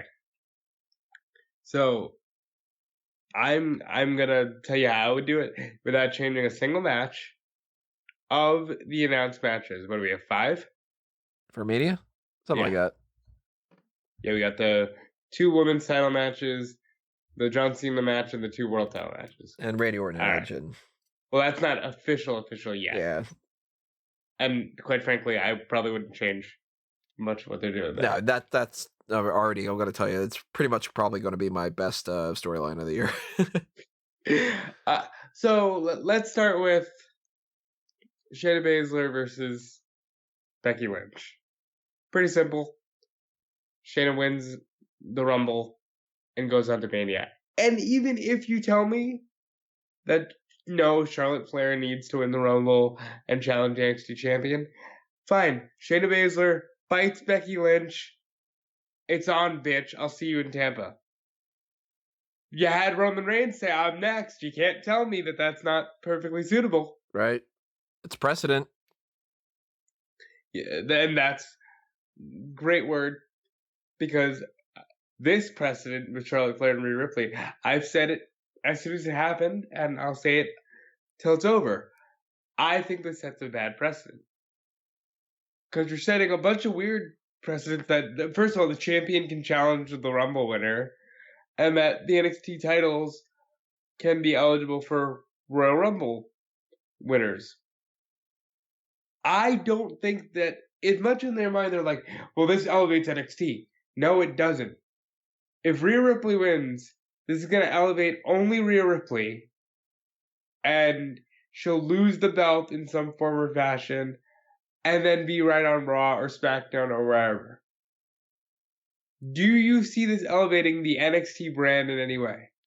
Absolutely not. Have the ratings gone up? It's going to be the type of thing, like you said, like they'll push Rhea Ripley, they'll do that, and they might even think in their mind that they're like, oh, then afterward, Rhea Ripley's going to look so strong, and everybody that she feuds with is going to whatever. But then, when push comes to shove, they're going to want to not kill Rhea Ripley, and they'll have her like relinquish the title and move up to the roster or something like that, like they did with Asuka, where like they didn't want Ember Moon to beat Asuka, so Ember Moon didn't beat Asuka, and then when Ember Moon won the title, went into 4-way. Nobody gave a shit because it was like, well, you didn't beat Asuka, like that kind of. You lost her what 3 times?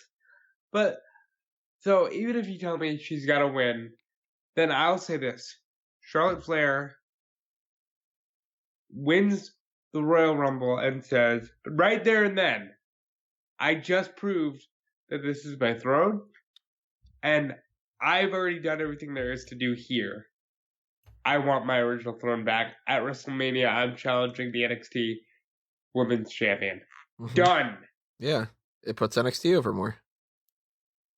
And then, but then again, WWE is just like, we want Rhea Ripley. We have to beat Rhea Ripley into your head, and that Rhea Ripley's great. It's not saying that's a problem. Fantastic. I'm not but saying, it's that simplistic idea of like Baszler needs to beat everybody because if you don't, nobody's going to get it. Brock Lesnar needs to destroy Ricochet because if you don't, then they're not going to get it. If we don't put Rhea Ripley over and we don't do this, then Rhea Ripley, they're not going to quite get it. We're so complex. And, all these little nuances that we've got going on, it's going to lost in the shuffle. People won't understand our very deep-seated thing, Okay. Roman Reigns, Goldberg, and John Cena in the Fiend. I'm going to lump you into one. Goldberg challenges the Fiend at Super Showdown. Goldberg wins, right? We can't change that. They have a rematch at Elimination Chamber. 5 minutes again, fine. Also at Elimination Chamber, you put 6 men inside the chamber. Corbin, Reigns, Cena, and then you can fill the other 3 spots as you wish. Mustafa Ali, Sheamus, and Daniel Bryan. He's not fighting Drew Gulak. I don't know. You get down to Corbin, Reigns, and Cena. Cena and Reigns have a stare down. Fiend up. Fiend attacks Cena. Corbin knocks out Reigns. Corbin's pinned Cena. Reigns eventually beats Corbin. Hey, look, we have a established reasoning for 2 matches that isn't I'm next, and I'm gonna point at a sign. That's not. Did I just do rocket science? Like, that's not that difficult. The whole thing eventually comes down to this. What is Elimination Chamber and any other pay-per-view? It is supposed to be the culmination of particular stories that we've been watching over the course of Raw and SmackDown to where we feel like we've gotten some kind of an end point, but also can lead towards, I want to watch the next thing. And I feel like in a couple little cases, they've made a couple ways that make me want to see the next thing. But I see the problems behind it because it's my job. I analyze this kind of shit. And in some ways, I feel like this is not the culmination of things. I feel like, like Carrillo and Andrade, I'm like, oh my God, you did the whole tights thing, which means it's probably going to continue and whatever, which kind of defeats that purpose. And in some ways, I feel like it makes me not want to see the next thing. Because to be perfectly honest, if you didn't know that Shayna Baszler was tough and you needed this, you weren't watching NXT, you don't give a shit. Oh, and if you, I'm sorry, here's where we get into you want to be real, right? You want to not have the suspension of disbelief because that's what makes Shayna Baszler real. If you need to see Shayna Baszler beat up Liv Morgan to understand that she's a fucking badass, like, go watch NXT or UFC or anything. Mm-hmm. Or just take their word for it. You can't do that. So what a ludicrous idea. If you're that little invested about it, then just have somebody say this is what it is, and then you just do it. There are some people out there that'll just be like, hey, this is really important. And then you go, oh, okay, I'm into it because it's really important. It's like popularity. Popularity becomes a thing where people are like, oh, that thing's really popular, so I like it too because it's popular, and I probably should like it because a lot of people like it. Not in this age, because you always have to be the counterculture. People do both. That's why, people like Lady Gaga, she's popular. It's just like one of those, kind of things. But like, yeah, if you're not watching NXT and you don't know who Shayna Baszler is, you probably don't give a shit that Shayna Baszler's there anyway. And I don't think that this really did save anything because, yeah, okay, she beat up Liv Morgan in a minute and a half, whatever it was. Cool. Liv Morgan hasn't done shit. She was 3 weeks ago. She was saying that she wanted to fuck Lana. It's just kind of like it's not anything that that special. So yeah, you didn't build that up. It's not like Shayna Baszler beat Trish and Lita and Mickey James and I don't know, Charlotte, ultimately, and like that would be a different type of story. And I don't feel like that's. I don't even know if I want to say it this way, but I can't think of another way to say it. I don't know if WWE cares if people are excited. Nope. Like, and you nail on the head, bud. I think that maybe it's Vince, because I don't think that this happens with NXT. Like, I look at look, I'll put my cards on the table. I don't think that I would have booked Johnny Gargano versus Tommaso Ciampa. I think that they're going back to that well, and they're kind of showing a little bit of a Vinceism, where it was like, we didn't get a chance to do this, and we're going to go back, and we're going to do that. And it's kind of taking a step backwards and whatever. But look at what they do with like Keith Lee and Damian Priest, and even Cameron Grimes, who I'm not a big fake fan of, but they end up trying to get him in the mix. And I do think that they build stories better with NXT. But like, I kind of get this impression that Vince is in this sort of era where a couple years ago, the mentality was, I'm going to do what I wanted to do that you didn't like because I want to prove him right. And now we're in an era of, you don't like what I want to do, and I'm sick and tired of it, so I'm going to do whatever it is. And if you don't like it, you can fuck off. And if you fuck off, I'm going to tell you that you're the problem, and I'm not going to listen to anything that says that this is the problem. But I also don't care enough to get invested in it. I just want it to just be what it is and have it be done. And I don't want to give up the control. So it's almost like just throwing in the towel. Like, oh my God, can everybody just do everything and just be exactly how I want it to be? And me not have to do it. I'm sick and tired of running WWE. Oh, you can't run it though, because I'm in control. And that's why we get these little flexes where it's like this report of this last week of like Vince hasn't been there, but he stepped in and he changed that stuff. I have I'm totally speculating on this stuff, but it reads as that to me, Yeah.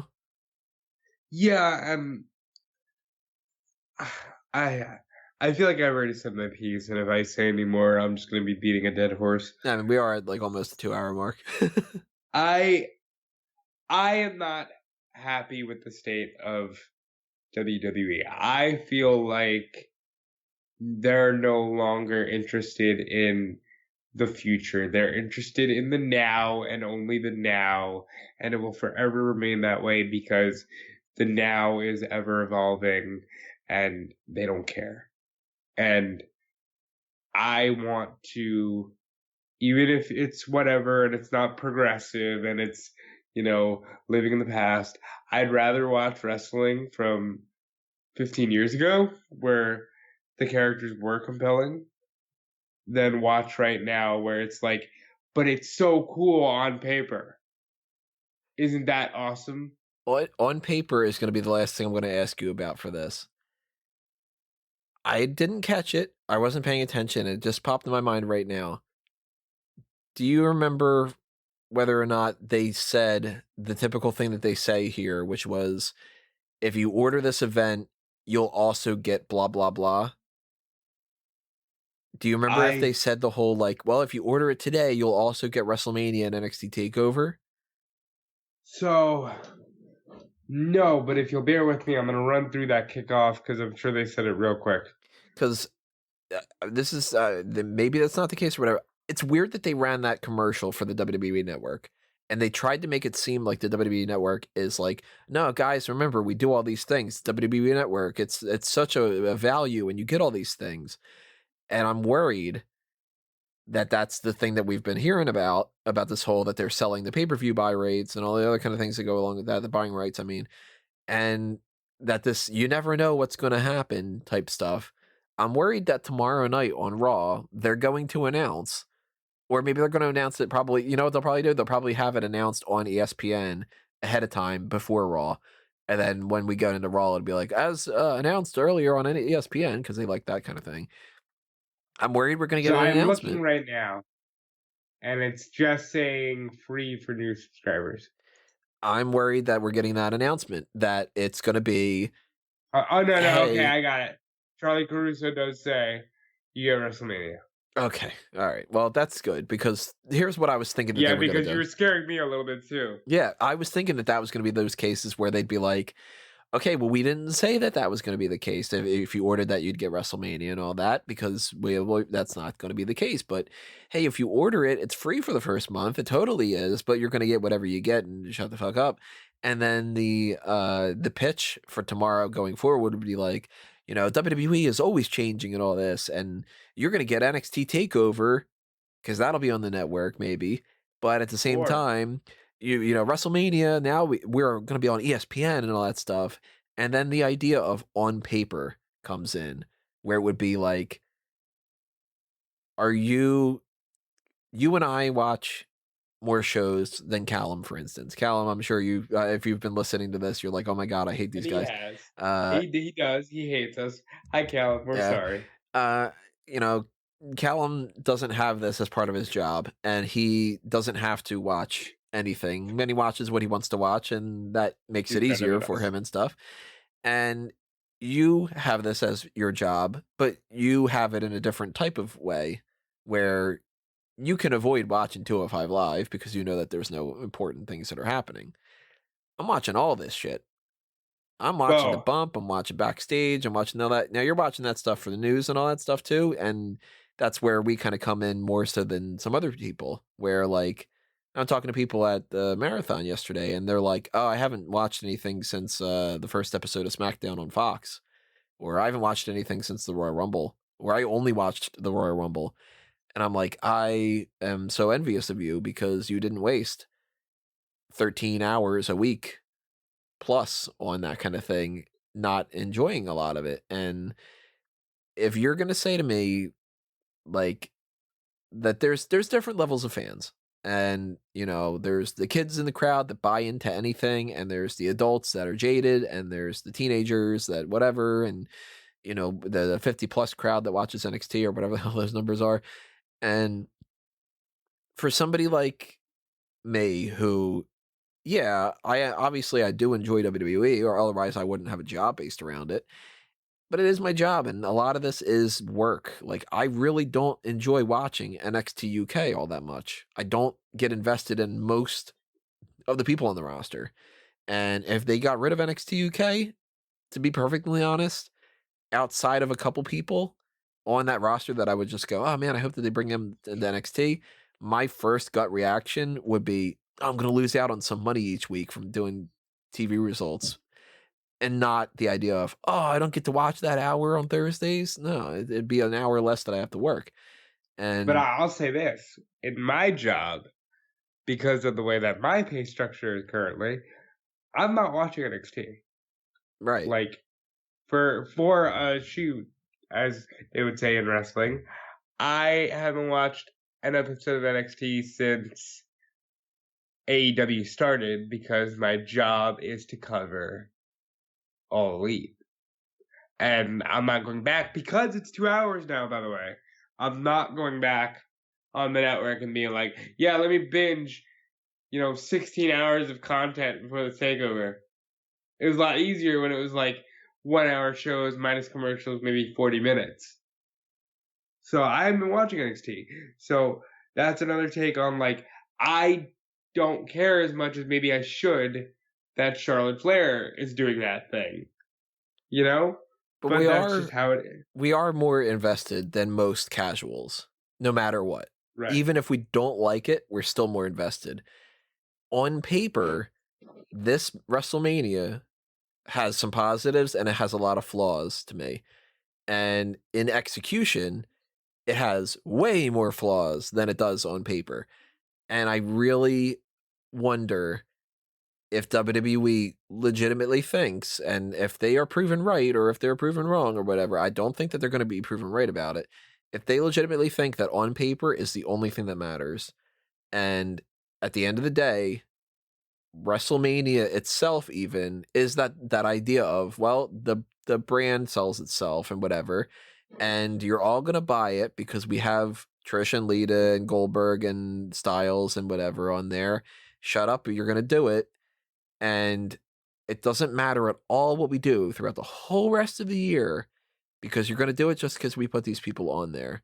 And if they get proven right, then the people that do that, they are screwing it over for the people that watch it for the rest of the year because they're proving themselves right like that.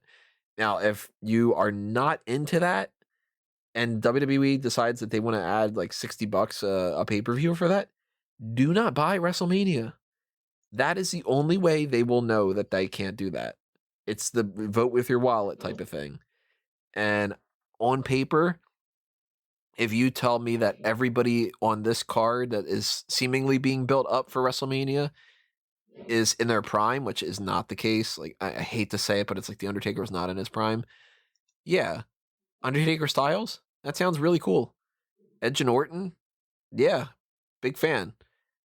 Drew McIntyre and Brock Lesnar? Nah. Not sold. I am so worried about that match, but Becky and Shayna, well, on paper it makes a lot of sense, but I don't know, that's not something that's going to make me go crazy. And like different things like that. And if I can't get into it on paper, even trying to separate myself from the problems that have been on the build to it and all the frustrations that go along with it, just in the theory of like, if I shut my brain off and you just shape, yeah, this is happening at Mania. If I can't get into it on paper, I'm wondering how many people are. see, I think it's easier for a casual to get into it To pay $60 for Mania. No. That's the issue. No. That's where I was going with the whole network thing and all that. But like, and that's the thing. I would not, if those rumors were even remotely true, I would not have, led that era off with this show, because this show is not a $60 show. I don't think that there's anything content-wise that is worth a flat payment of $60 for one item. You're in an era of streaming, and to be honest, and I'm not doing the Stephanie McMahon, we lead the trends, but WWE did kind of get ahead of that game in terms of OTT. When I first got the network, the only other thing I had was Netflix. It was a different time. You can't ask people to pay full price for one fucking show. It's just one of those scenarios. Like, ultimately, did Elimination Chamber make you happy with the lead up to Elimination Chamber? And did Elimination Chamber make you more excited for Raw tomorrow night and the road to WrestleMania and WrestleMania itself? And you ultimately got to leave a comment below. Tell me what you think. Is it more good outweighed the bad? Is it that all of it was good? Is it that you don't care and you're going to watch it anyway? Is it that this turned you off and you're not watching Mania? Are you going to watch Mania but you're not going to watch Raw and SmackDown and all that? There's a lot of elements to it, and if WWE doesn't pay attention to all of it, they're not doing their jobs. And I am personally looking at this as kind of little split. For a pay-per-view in a bubble, this was better than I thought that it was going to be. And that's why, like, I can talk about the tag team title match being really good and all that. But ultimately, yeah, there's a lot of sour grapes, because I feel like on the road to WrestleMania, I'm still going, oh, crap. And I don't want to keep doing that, I'm not trying to be pissy For anybody that's like, oh, you're always looking for something to complain about. No, I didn't really like the idea of the tag team title match going into this, and I loved it. So there you go. Yeah, it's been 2 hours. I don't want to say anymore. Yeah. Well, if you want us to say more, there's Darkcasts. Yeah, donate to the Patreon because I'll tell you how I genuinely feel about my job, but we won't go into that here. And if you do want to see more or hear more of us on the next couple of episodes that we're coming outside of the Patreon type of things, then the hot tags are coming up next. I don't know if we're going to do that on Monday night directly after Raw or if we'll do that like Tuesday afternoon. It's going to kind of depend on, I mean, my voice held up for this, so who knows?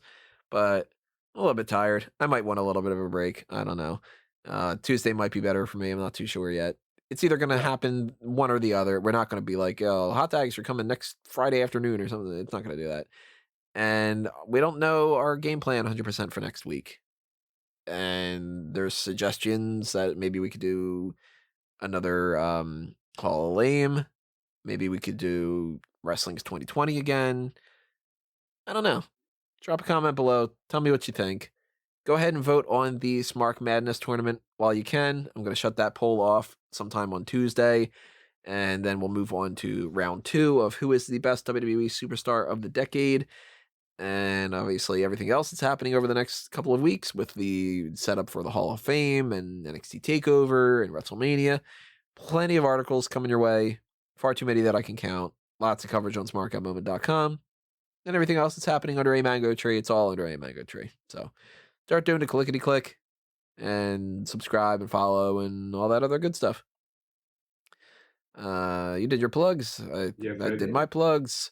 Yes, you did. So, yeah, are there any other plugs that are out there? Just check out Home Depot and whatever. They got plugs. We will see you. I don't know. Why not? It's, 1:30 in the morning? It's 1:30, yeah. We're done. Yeah, we're done. So thanks for listening to this, everybody. We will see you next time. But for now, this has been another Smark Out moment, and we're being counted out.